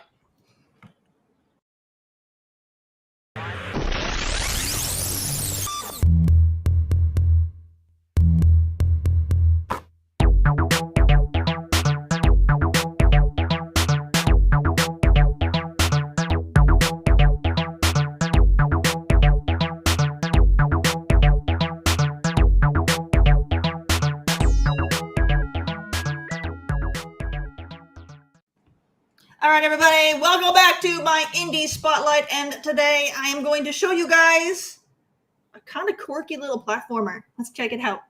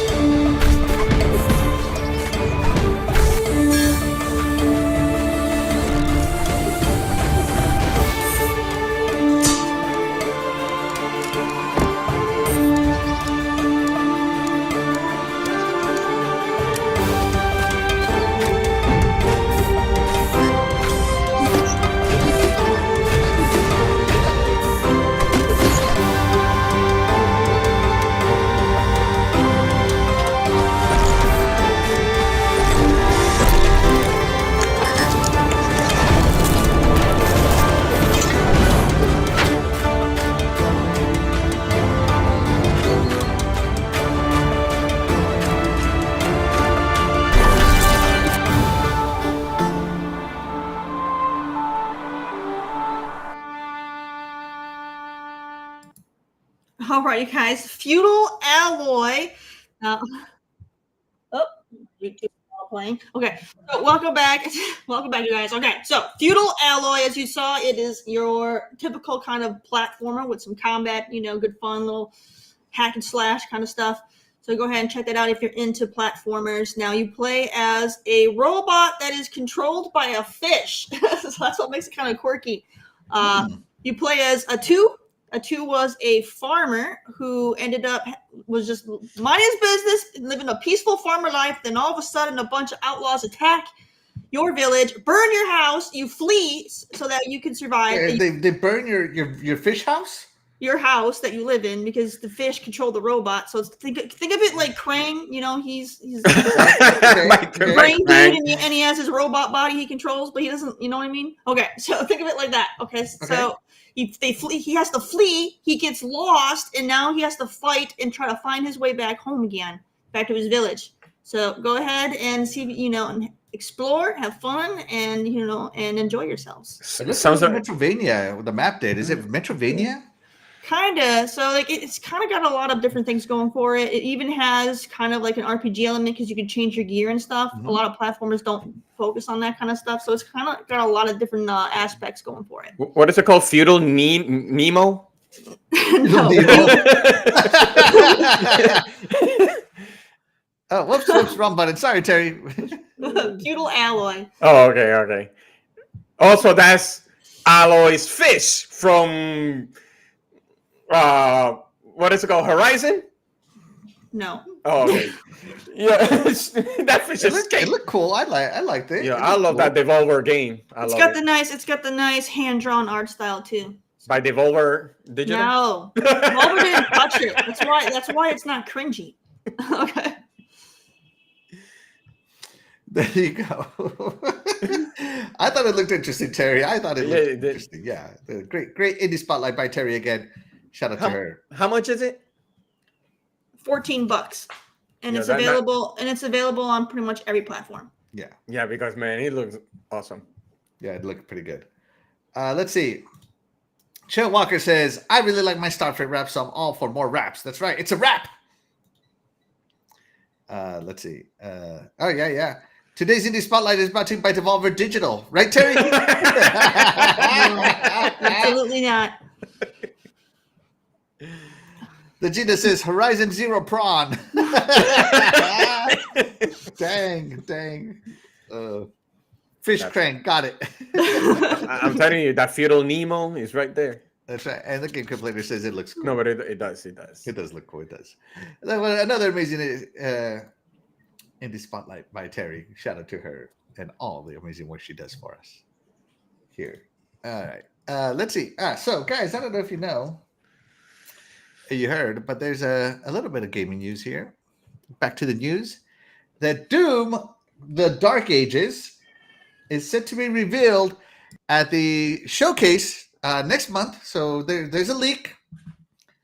Of course, these guys are going to leak the entire showcase as they always do, so it is what it is. I don't like the leaks, but it gets them clicks, and I'm reporting on it because it's news. So this is by Tom Henderson, an exclusive to The Verge or Inside. Sorry, Tom Henderson, Insider Gaming. Sorry, Tom Henderson.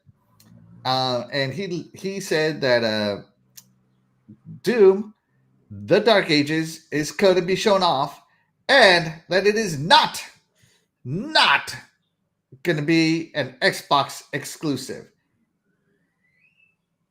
All right, so he said that the next entry to the Doom franchise was described to me as a medieval-inspired Doom world. While that doesn't necessarily give much information to go on, Year Zero in the Dark Ages and medieval-inspired starts to paint a vivid picture of where the series could be going next. Perhaps we'll be taking more of an early look at the Doomslayer's life during the medieval times, a prequel of sorts? ? Earlier this year, rumors began to swirl again about the new Doom game following Bethesda's newly registered trademarks. I'm just kidding. IDKFA. A well-known cheat code in the series. Last month, The Verge Tom Warren's first teased that Doom would be making its way to the Xbox Game Showcase, a rumor that we can now independently verify. And another journalist that I like, Jez, that I follow, he has also verified.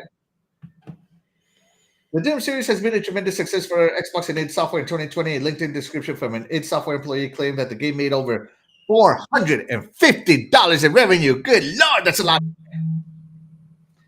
And he says, what are your thoughts on the new Doom game? Are you looking forward to a medieval setting with Doom, the Dark Ages? Let us know in the comments below. Well, we don't need to know in the comments below. Let us know in the comments in the chat.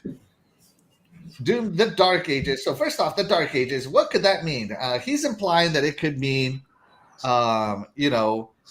medieval Doom. If you remember, in Doom Eternal, he does get a sword. Right? An energy sword, high-tech sword. But he still gets a sword. And it could change it from the gameplay that we all love, from, being a first-person shooter to a hack and slash. Yeah, that's what I'm thinking. Are you okay with that? I mean, I personally, I'm okay with that, but I'm not a Doom fan. So I feel like people who are really into Doom, one of the great things about Doom that people are gonna, that kind of clamor to it is, the gunplay. You have a lot of crazy different weaponry, and it's very fast paced. So once you take all that away, and you're running around with a sword, it's. The whole dynamic is going to change. Now, they can still make it fast-paced if they throw in some kind of magical element to it, to where you can still have like a lot of really fast range attacks that are crazy. But otherwise, yeah, you're going to have to do a lot of up-close combat, which is not what Doom is. Doom is trying to kill everything far away before it gets in your face. Quickly. Yeah, I mean, that's...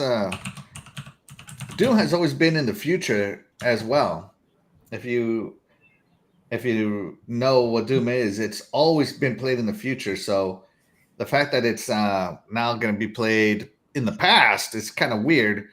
Doomslayer doesn't really have an origin story, and he was basically put away on a different planet for a reason.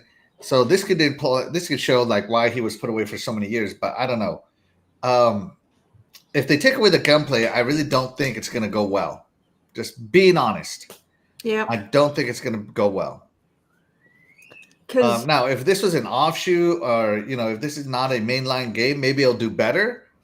To use the Doom style world and weapons. But if it's Doom Guy, I don't know about that. I don't know, homie. I don't know about that. So they're implying that this could be a medieval ages one. I mean, maybe he'll grab a catapult and slam people with it. You never know. They could make it awesome. He'll instead of BFG, you'll have a basilisk. I don't know that you can carry because you're Doom Guy and super strong. Eternal Shaddai, Doom, the Dark Ages. What are your thoughts on what it could be? Okay. The last time I played Doom was Doom 3. And I've seen the other ones. Now, listening to you guys, this could be maybe a prequel to the rest of the Doom. The question is, do you think it's a shooter? Because the way I see it, it's a top-down similar to Diablo 4. And I think they're gonna go for that route. I mean, if it's an offshoot, yeah. But look at Doom. What is it? Mighty Doom is similar to that, but I'm not talking about you're gonna shoot and just do your analogs. You know what I mean? But to go a little bit is the same concept, but in a different route as a prequel. I could see Bethesda creating that because they're good in RPGs. But I never saw them create a top-down action RPG-ish for Doom. So I wouldn't be surprised if they go that route. if they made it a top-down action RPG, I would probably have a lot of fun with it. And it would probably be the first Doom game I would enjoy. Right. But I know, but that's me. When you look at the core audience doesn't want that. You know what I mean? No, but see, it's like it reminds me of. I think people wanted it Elder Scroll, if I'm not mistaken, or it was a new Fallout. I love the way Doom is right now. Like, but remember what happened with Fallout? They wanted it, I think, Fallout 4, and it wasn't that, and we ended up having Fallout Shelter.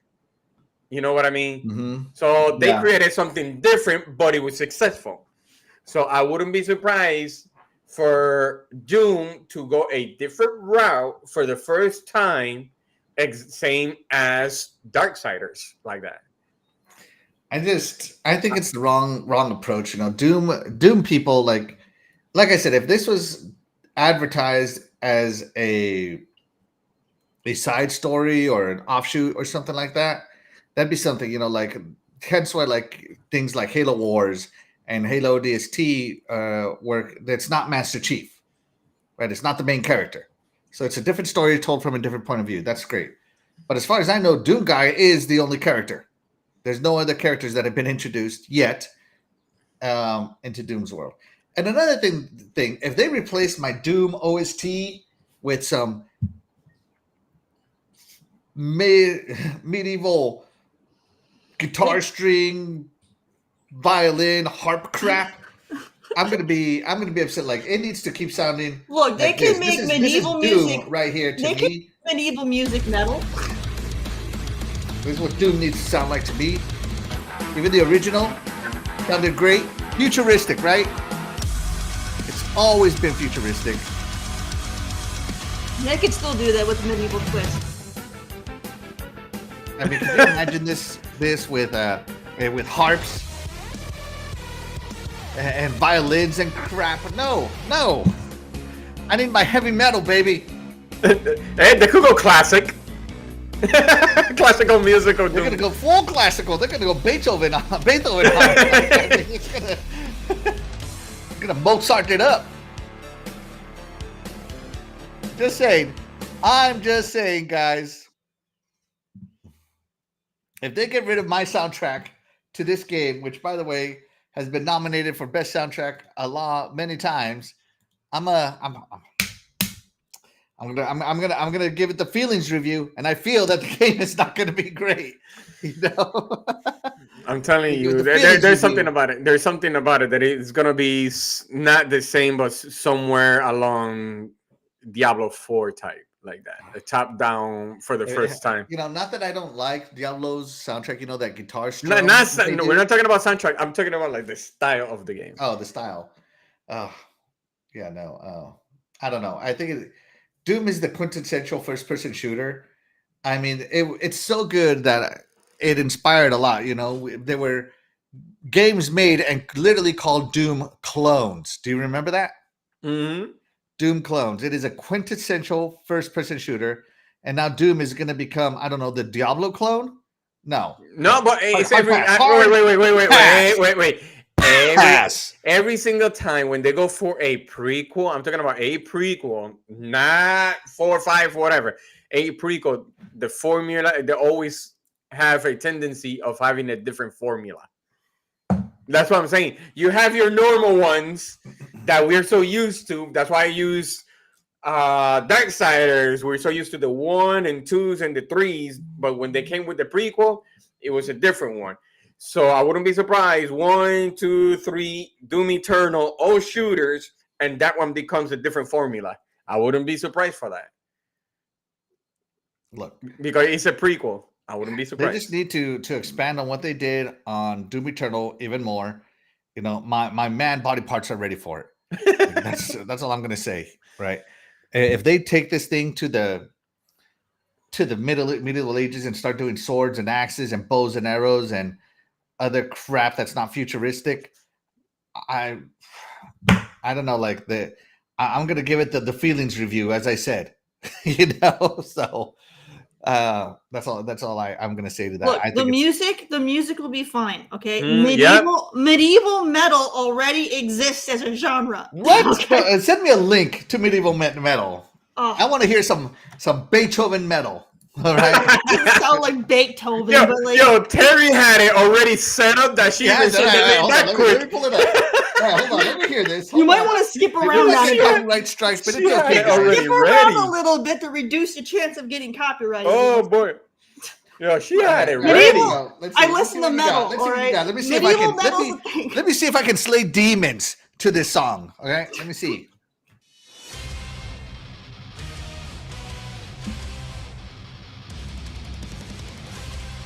I hear a lot of guitars. Guitars didn't exist in medieval. Because it's metal. No guitars in medieval.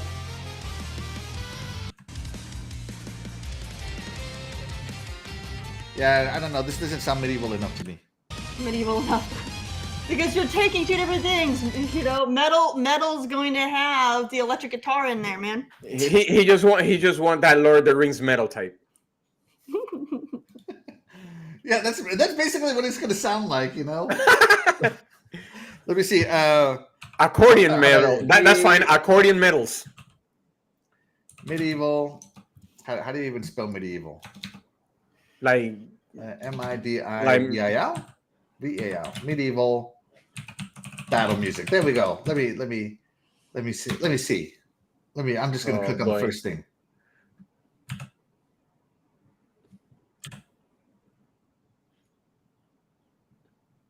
This sucks. See, the thing is that it's not dark enough for him. That's what's happening. It's not too dark. This is what they would call the Dark Ages. If you had to slay demons to this, yeah, I would go into the Dark Ages too. Yeah, but this is a different era. You know, you don't slay demons; you just hug them. I mean, if I'm playing Doom Guy, and I gotta slay demons to this. That's kind of softer.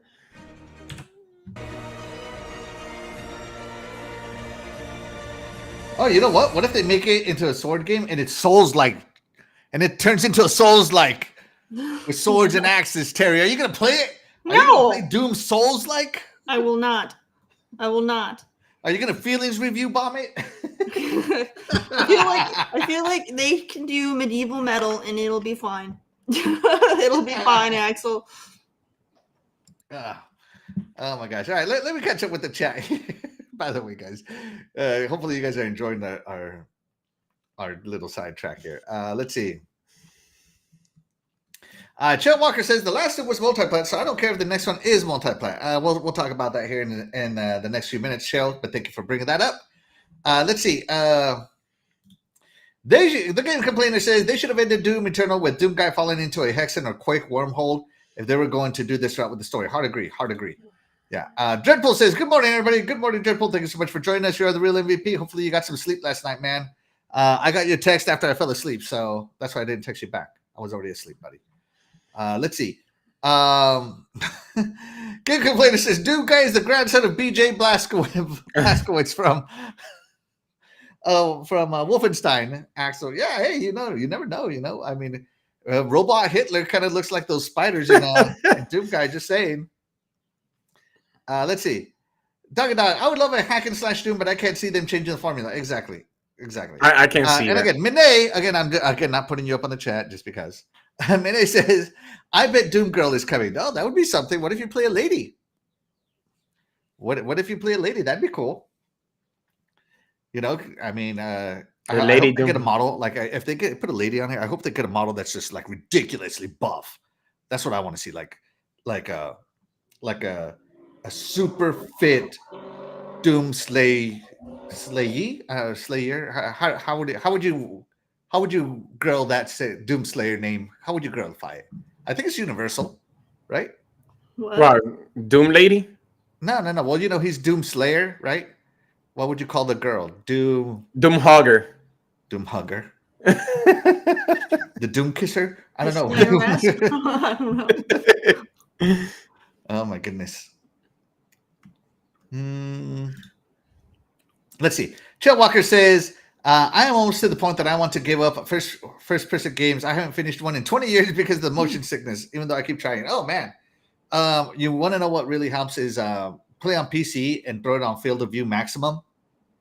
I heard that helps address it. While it doesn't get rid of it, I heard that it helps. And also PC can achieve much higher frame rates, which also helps. So just saying, for people who I have a friend who also doesn't play shooters because of motion sickness, and that seems to help her. Yeah. Yeah.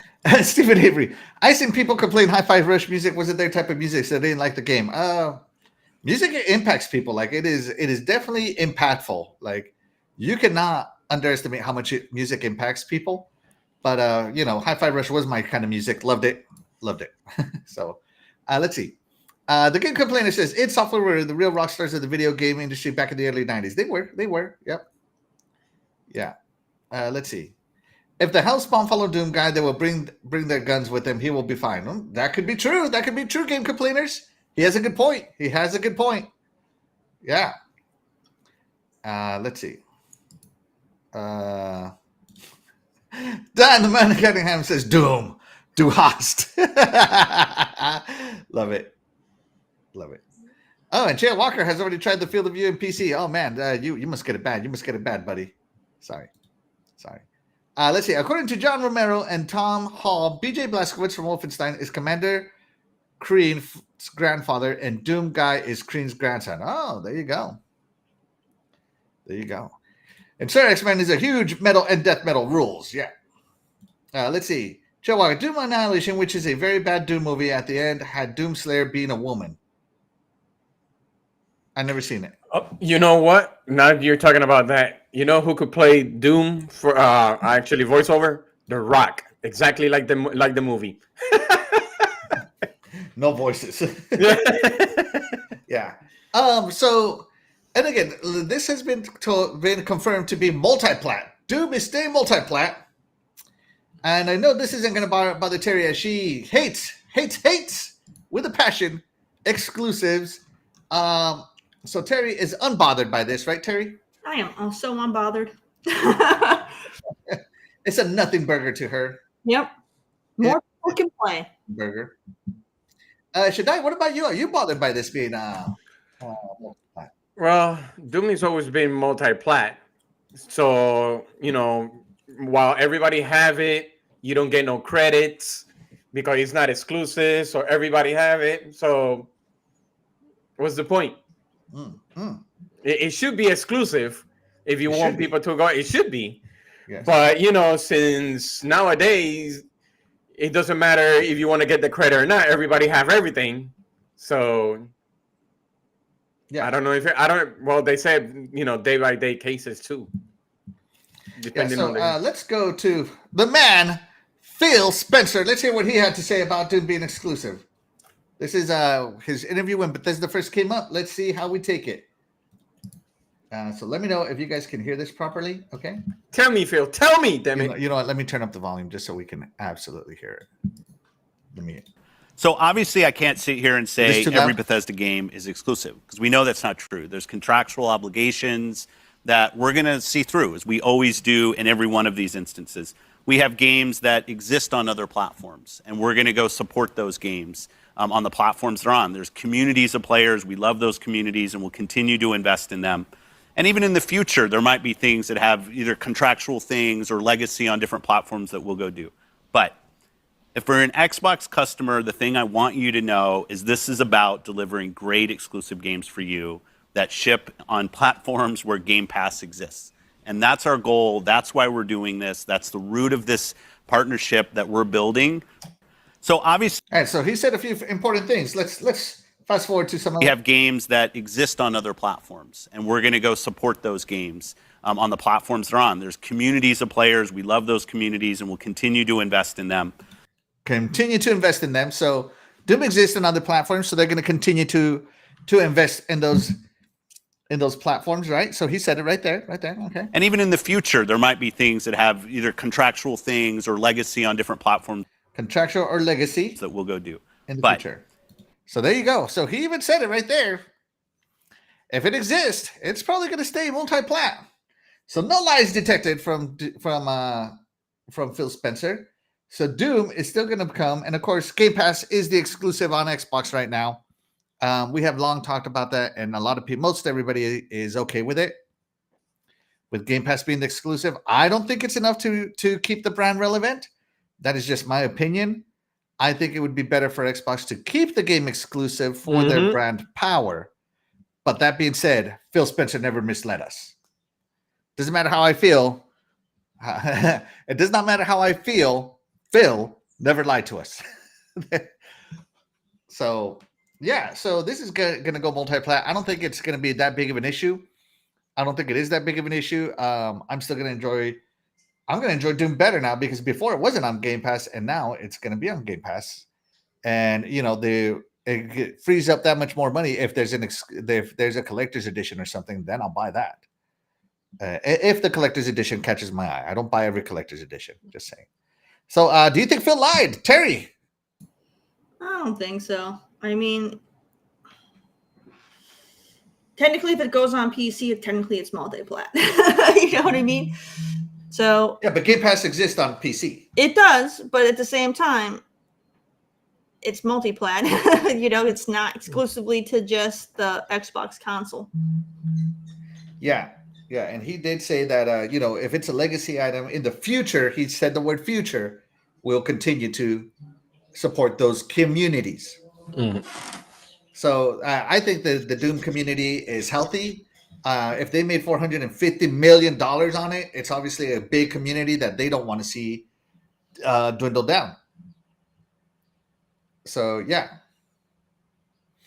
So I don't think it's that big of a deal. I don't think it's for Doom to be multi-plat, just because we were told it was a community thing. So a lot of people are saying that Elder Scrolls is going to be exclusive, but after hearing this again and evaluating it a little bit better, I don't think it's going to be exclusive at all.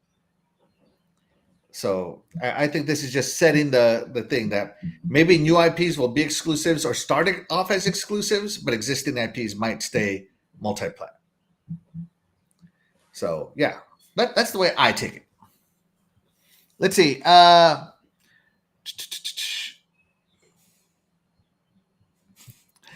Shout out to DE. Thank you so much for joining us. You are the real MVP. He says, I'm clipping through every wall to find Phil Spencer's head on the skirt like Romero's. Was that a thing back in the day? I don't think I ever did that. I don't think I ever did that. Let's see. The Game Complainer says Doom was always a PC game anyway, so Phil is off the hook. Yeah, it did start off as a PC first game and ported to everything else. Bad ports, might I add. Bad ports. Yeah. Let's see. Stephen Avery says, "Grounded, Hi-Fi Rush, and Sea of Thieves were legacy titles. They sure were not." And that is, I have a huge problem with those, and I have already voiced my huge problem with that, with those going multi-plat. And yeah. So yeah. Let's see. Chad Walker says, "Redfall and Starfield are the only Bethesda exclusive so far. And I say we let the port Redfall to PlayStation so that it can get a 75 score." No need for that. I don't think they're going to put any more work into Redfall at all after this last patch. Starfield might still be up there, and that's the whole thing. Like that's the whole thing is that Xbox with putting where is it? Grounded, Hi-Fi Rush, and Sea of Thieves on competing platforms. They basically open themselves up to like, well, what is going to do? How long until it moves over? You know, that whole idea of Xbox exclusive is dying, and I think it's hurting their brand, in my opinion. Because, you know, while little Jimmy might ask his grandma for a PlayStation or whatever, older teenager Jimmy will go to wherever he's going to buy his game console, and the people are going to tell him, "Oh, you don't need to buy that. All their games are coming over to this console anyway," and it's going to hurt their monthly active users. I think that is my opinion. Their console monthly active users. That's all I'm saying. Let's see. Xbox Gamer, shout out to you. Thank you so much for joining us. You are the real MVP. If Sony owned Doom and Elder Scrolls, do you think they would work on Xbox versions? Hell no. Hell no. The only reason MLB The Show is exclusive is because of MLB. But otherwise, hell no. Yeah. Let's see. Great single-player games that sell well will remain exclusive. I think Doom is a good single-player game, and it's obviously not going to stay exclusive. But again, I don't feel misled. If you feel differently than I do, that's okay. Nothing's wrong with that. But on this one, I'm okay with it because it's always been something else. Would it be cool if it became exclusives? Absolutely. I would 100% be on board. But am I going to be... what's the word? Bitter because of this one? No, not this one. I'll be bitter about others. Okay. Anything else to say on Doom, guys? No. In the most boring. No, a top-down game. I can see that. All right. So let's move on to the next game here. Doom Tactics. So last but not least, Call of Duty Black Ops 6 is confirmed to be coming to current gen and last gen. So a lot of people have some problems with this being last gen. Now, there is some context to this. Let me pull up some of the context here. I'm just going to read it. I'm not going to post it, so I hope that's all okay. So according to Tom Henderson, 48% of the players that play Call of Duty are still on the PS4. That's why past gen isn't going anywhere for Call of Duty. So they are going where the gamers exist, you know. But a big old piece of this is, you know, a lot of Xbox gamers as well. If this isn't, you know, this is obviously going to be that whole buy it once kind of thing that Xbox does. So if you buy it, it's going to work on your Xbox One. It's going to work on your Xbox One X. It's going to work on your Xbox Series. It's going to work on your Xbox Series X. It's going to work on PC. I don't know about the way the PlayStation is going to work, right? So, but they're still supporting last gen. We are 4 years into current gen. I know you guys grew up in that time when the Super Nintendo came out, everything for Nintendo died. When the PS2 came out, everything for the PS1 basically died. When the Xbox 360 came out, everything coming out for the OG Xbox died. And then everybody moved on to making games only for the current gen. That has now seemed to stop. And do you think it is why a lot of these games aren't looking like Hellblade? Like, could you imagine what this game is going to look like? on last gen because it's been made to run on last gen systems on current gen systems. I don't think it's going to look that good. I don't think it's going to work. The mechanics might all be the same, but I don't know. This is going to be. I think that we need to step away from last gen and move into first gen. And Call of Duty is one of those games that will get gamers to buy a new console. If Call of Duty was exclusively to current gen consoles, you think those casuals wouldn't buy a new console? And imagine if this Call of Duty was advertised as an Xbox exclusive, or when it was advertised, only the Xbox logo would pop up. You know how many people would come and buy an Xbox Series S and Xbox Series X? I think they are doing a giant mistake by continuing to support last gen 4 years after current gen has started. When are we going to get the games for current gen outside of Hellblade that are just like current gen only? We've been held back by last gen as console gamers for a while now, I feel. Does anybody feel different? Terry, do you think we're being held back? I do. I agree that they should not be designing this game for the past generation. Now when we're so far into the current one, this is bad. I don't like that. A lot of people are still on PS4 for a reason, because they didn't have a reason to get a PS5. There weren't enough games that really pushed it. A lot of the games that released on PS5 were PS4 ports. So they really didn't have a reason to. So they need to give them a reason to, And I agree with you that this is one of those games that would get people to upgrade.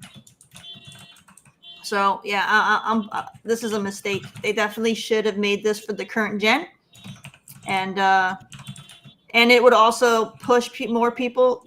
So if people didn't want the PS5, who knows? Maybe they would switch over to an Xbox One X, or not One X, excuse me, Series X, because now they can, get Game Pass and enjoy the game, So they could flip flop. Not all people are going to be brand loyal. It's, you know what I mean?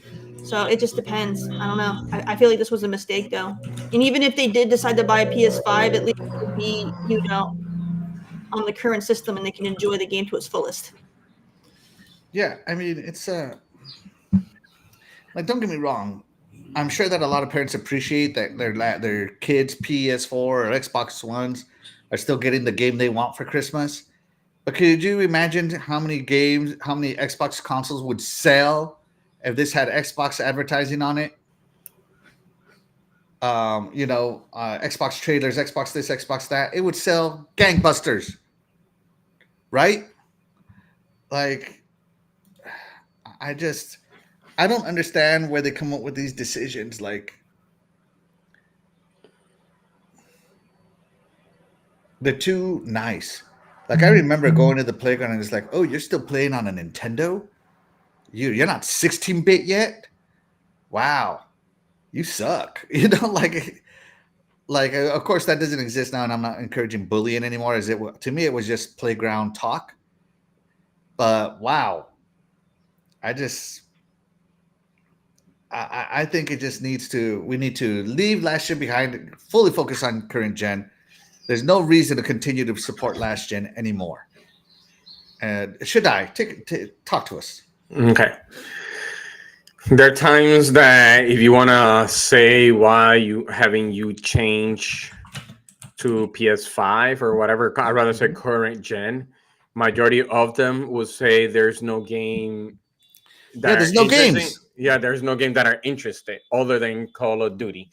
So they will say, as long, and my back itches, I need that back scratcher from Hellblade.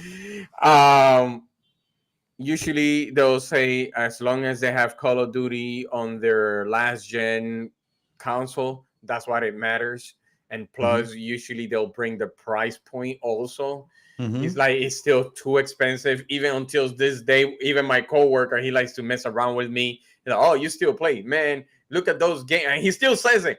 Man, nowadays it's expensive. You saw how much the games cost, $70 and all that. But when you are on the last gen, unless if I'm wrong, I know somebody said it was still $70. But if it would have been 60, that's pretty much the normal on the last gen at that time. Yeah. So that's another thing. They still consider it expensive, $60, but they feel like it's still, it's still the same compared to a 70 for current gen. So I think that's the reason why they want to cover everything, because like you said, a lot of people are stuck into the previous consoles because of that reason. It's just all price points, responsibilities and all that. That's pretty much it. If you want to force them, that's something that I don't know. Do you really think is going to move needles of it? Because they'll say, I'd rather wait for a special. Could you imagine? Okay. So an Xbox Series S black, right? The black one. That's a 1 terabyte. Carbon 1 terabyte costs what, $350? Yeah. Somewhere around there, yes. Imagine it being, I don't know, $360, but it comes with Call of Duty, Black Ops 6. That packed. one, that I could Packed say in. that Like, one. if you remember, back in the old days, they used to sell games packed in. And I know I bought my PS5 because it came packed in with God of War for no extra cost. Mm. And so if that got me to buy a console, if you pack Call of Duty, Black Ops 6 with included with Xbox Series S or Series X, it would fly off the shelf. It would fly off the shelf for Christmas. Are you kidding me? Or like they usually do when it was Call of Duty, they always have a custom made console with the game included. Yeah, back in the old 360 days. Yep. Yeah. Yeah, That but was I mean, crazy. if they stopped supporting last gen and did a pack-in console launch, they would sell so many Xboxes on this game alone. Yep. Now, I am not a Call of Duty guy, but I do not deny the Call of Duty effect on gaming. Yes. It is the number one selling game every year, with the exception of years when Rockstar launches a game. That has been the only time they lost. But otherwise, every year for the past 20 years, Call of Duty has been number one. And I feel that Xbox is just, I don't know where they are. They really needed to push this to current gen to get people to upgrade from Xbox One. Remember, now that you mention it, you just pull a video of Phil Spencer saying that. Do you really think it's because there are some obligations there to cover last gen too? I don't think so. I mean, we're 4 years into the current gen. There's rumors saying that next gen is starting in 2 years. Is Microsoft going to make the developers support 3 gens? Well, the thing is, I understand that we're 4 years ahead, but within those time, they always been covering even last gen, no matter what. So what's the point of changing it? That's what I'm saying. Like, does it still have a contract that you still have to cover those previous one by contract? I don't think so.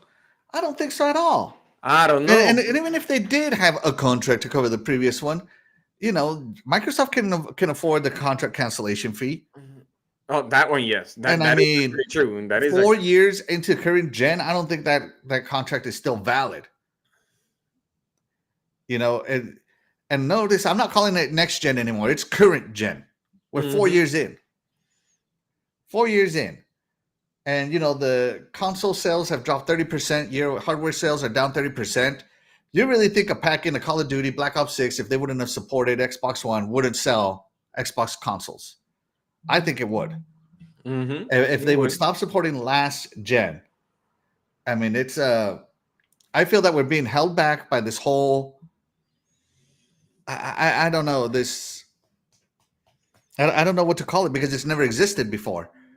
Usually when the current gen, when the new gen started, the old gen would get like 1 or maybe 2 years worth of support. And that was it. And then we'd start seeing next gen games or current gen games only. And that's what we need.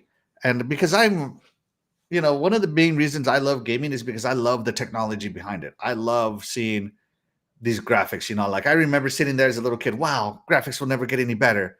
Wow, they can never make it look any better. And it just keeps going and going and going. But I haven't said that until Hellblade. Like Do I think that artistic vision has been great on some games? Absolutely. There are some games that have artistic vision that are great. Elden Ring being one of them. Is it like it's awe-inspiring because of the art style, but Hellblade is awe-inspiring because of the graphical fidelity. Like it is the first real current gen game made, in my opinion. You know what I would say? What comes to mind is Baldur's Gate 3. When Larian was like, you know what, let's go PC, PlayStation first. Then Xbox, we do it later. I know they could do that too. Like, you know what, let's go current gen first, then go for the last. I'd rather them to pull a Larian, because for me, that's how you treat everybody equally, instead of going like, oh, this one came out better than this one, and whatever the case may be. Mm-hmm. But yeah, sure, add 60 frames later, like they did with like they're doing right now with all their Bethesda games. Not even that one, because even a Plex Tale, they had 60 frames later on. But it's one of those that they want to get as much money as they can, either current or last gen, knowing that they're gonna sell like crazy. Even if people is gonna say like, later on they're gonna say like, you know what, I'm tired, it still looks the same. And that's another thing that they criticize about Call of Duty, that it looks the same as the previous one, like they never made a change. Mm-hmm. There's a possibility that once people see Black Ops 6, and if they put it like the correct treatment for the next gen, that's when actually people say like, you know what, I think it is time for me to upgrade. Heck with it. Now I'm gonna go for the current. You know what I mean? So that could actually happen too. Did they mention if the gameplay was going to be cross-gen? Like, are PlayStation 4 players going to be playing with PS5 players? I mean, that's crossplay is an Xbox staple. I'm fairly sure it will. Let's see if they say it. Because cross-play and cross-gen are two different things. It's a cross-generation version, meaning it will also work on Xbox One. Okay, yeah, we got that. We might not know that detail until later. I mean, that is a gameplay issue. This is just leaks. Again, we're reporting on leaks. Shout out to Tom Henderson. If they don't make the online gameplay cross-gen, I feel like that's gonna, people aren't going to. Depending on the platform you choose, you might not have a very large player base if they don't do that. You know what I mean? Yeah. I'm unsure. Like this is just bad all the way around for me. Like, if last gen players can't connect with current gen players, that might force some, but not a lot, I think. So yeah. Let me catch up with the chat, see what they say. Game Complainer says Black Ops 6 is confirmed to be $70 on PS4. What is that? That's the price of last gen. That's what that is. Let's see. So all the NES games that kept coming out while the SNES was out are now worth hundreds of dollars now. Yeah, I agree with you. Same thing with Genesis games and OG Xbox games. Yeah, I agree with you. As a game collector, I miss that. I miss it. Yeah, all the games that came out in the Sega Saturns last year are heavily collector's items. I don't think a single one of them is under $500 right now. So yeah, let's see. Trail Walker says, my daughter gave away the Xbox Series S I bought because she said the Xbox One she uses plays Blu-rays and Fortnite, so she didn't need a new console. Oh man, get her the disc drive one. Get her a Series X. Get her a Series X, buddy. But yeah, there you go. That is her daughter. That is his daughter's qualm. As long as it keeps working, she's going to keep using it. Let's see. The Game Complainer says, I have customers who refuse to buy current gen consoles because they keep seeing remakes. Well, that is true. That is true. Remakes are high in demand right now. I like remakes, but I just don't need all of them. Xbox Gamer says, Call of Duty coming to Game Pass probably helped their decision to support PS4 and Xbox One for another year. Could be true. Could be true. Game Pass also works on Xbox One, though. Just saying. It still works. Let's see. it would need to be exclusive to sell consoles. It would need to at least give the perception of exclusive. You know, that whole, what Sony does, that whole deceptive marketing thing that they do, Xbox should learn and do some of that too. Is it dirty and filthy? Absolutely. But does it move the needle? Absolutely. If it works, it works. And then corporate America, that's what you care about. A lot of people I know outside of gaming tell me that all people talk about is PS5. They never hear anything about Xbox. You're talking to the wrong peeps, man. I talk to lots of people about it with Xbox. So I don't know. Maybe where you live is PlayStation country. I don't know. Let's see. Yeah, leave last gen behind. We are 4 years into the current gen. Agreed. Yeah, exactly. Fortnite, all the sports games, Minecraft, Roblox, basically all the popular casual games keep supporting last generation. Those people are not moving over anytime soon. Yeah, that's true. Let's see. And shout out to the game complainer saying I'm right. Go ahead and screenshot this, everybody. So this might rarely happen. Go ahead and take a picture. Let's see. The internet is forever. I will bring this up every time. Let's see. Dan the Man Cunningham says, I think there's still too much money in the previous gen to let them go. That's the only reason I think they're still supporting them. But I'm with you, Axel. I wish they'd go next gen. Yeah, current gen. It's not even next gen anymore. It's current gen, man. It's current gen. Splendiferous does say it will be cross-gen, but will it be cross-play with last gen and current gen? Let's see. DE says, what game was it where they can't turn off crossplay? You can't turn off crossplay on anything multiplayer on Xbox anymore. Halo is permanently turned on. Sea of Thieves is permanently turned on. You can't turn it off. Even play with PC cheaters, no matter what. Even Modern Warfare 2 and 3, you can't turn that off either. Yeah, you can't turn it off. So yeah, let's see. Sir X-Man says, for the first time in a long time, men actually, Axel, agree. I said that on GRG and I got laughed at. What did you say on GRG? The fact that this needs to be on current gen only? Yeah, or deceptive marketing? Is that the part we're agreeing on? But yeah, Call of Duty just needs to come over. That's all I gotta say. It needs to be current gen only. We need to get rid of last gen. As a gamer, I say that. As a PC gamer, I say that. I want the latest and greatest. But that is how I feel. Terry, how does the chat feel? Says 63% say that they want current gen games. 18% says that we can't abandon them just yet. And another 18% give no Fs. They don't care. All right.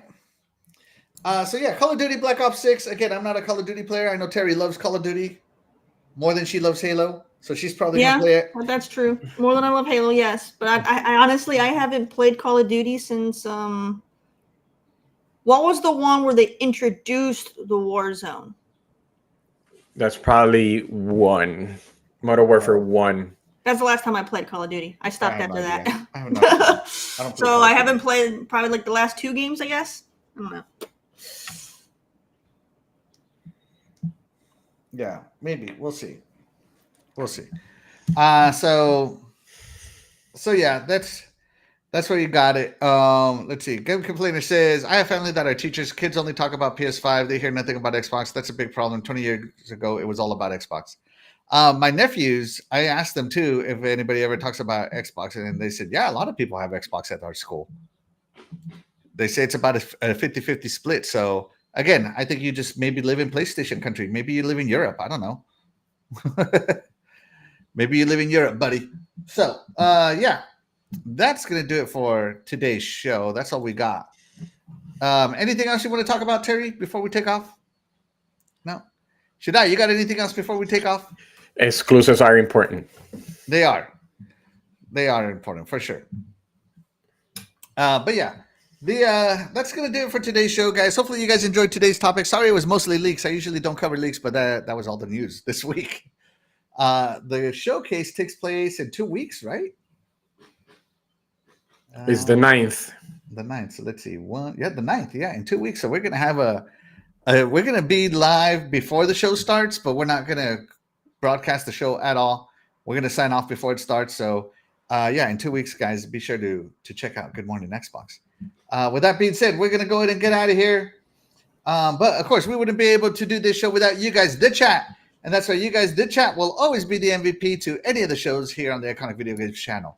I'm Axel1324. I'm COolcatterri. Even though it's different, but yeah, I paused because I didn't know if you were gonna go. No, usually you're second. So and I'm you came in last year. You came in last. Yeah. No, but I'm so used to that routine, and I'm Eternal Shaddai. And we will catch you guys next week. Bye.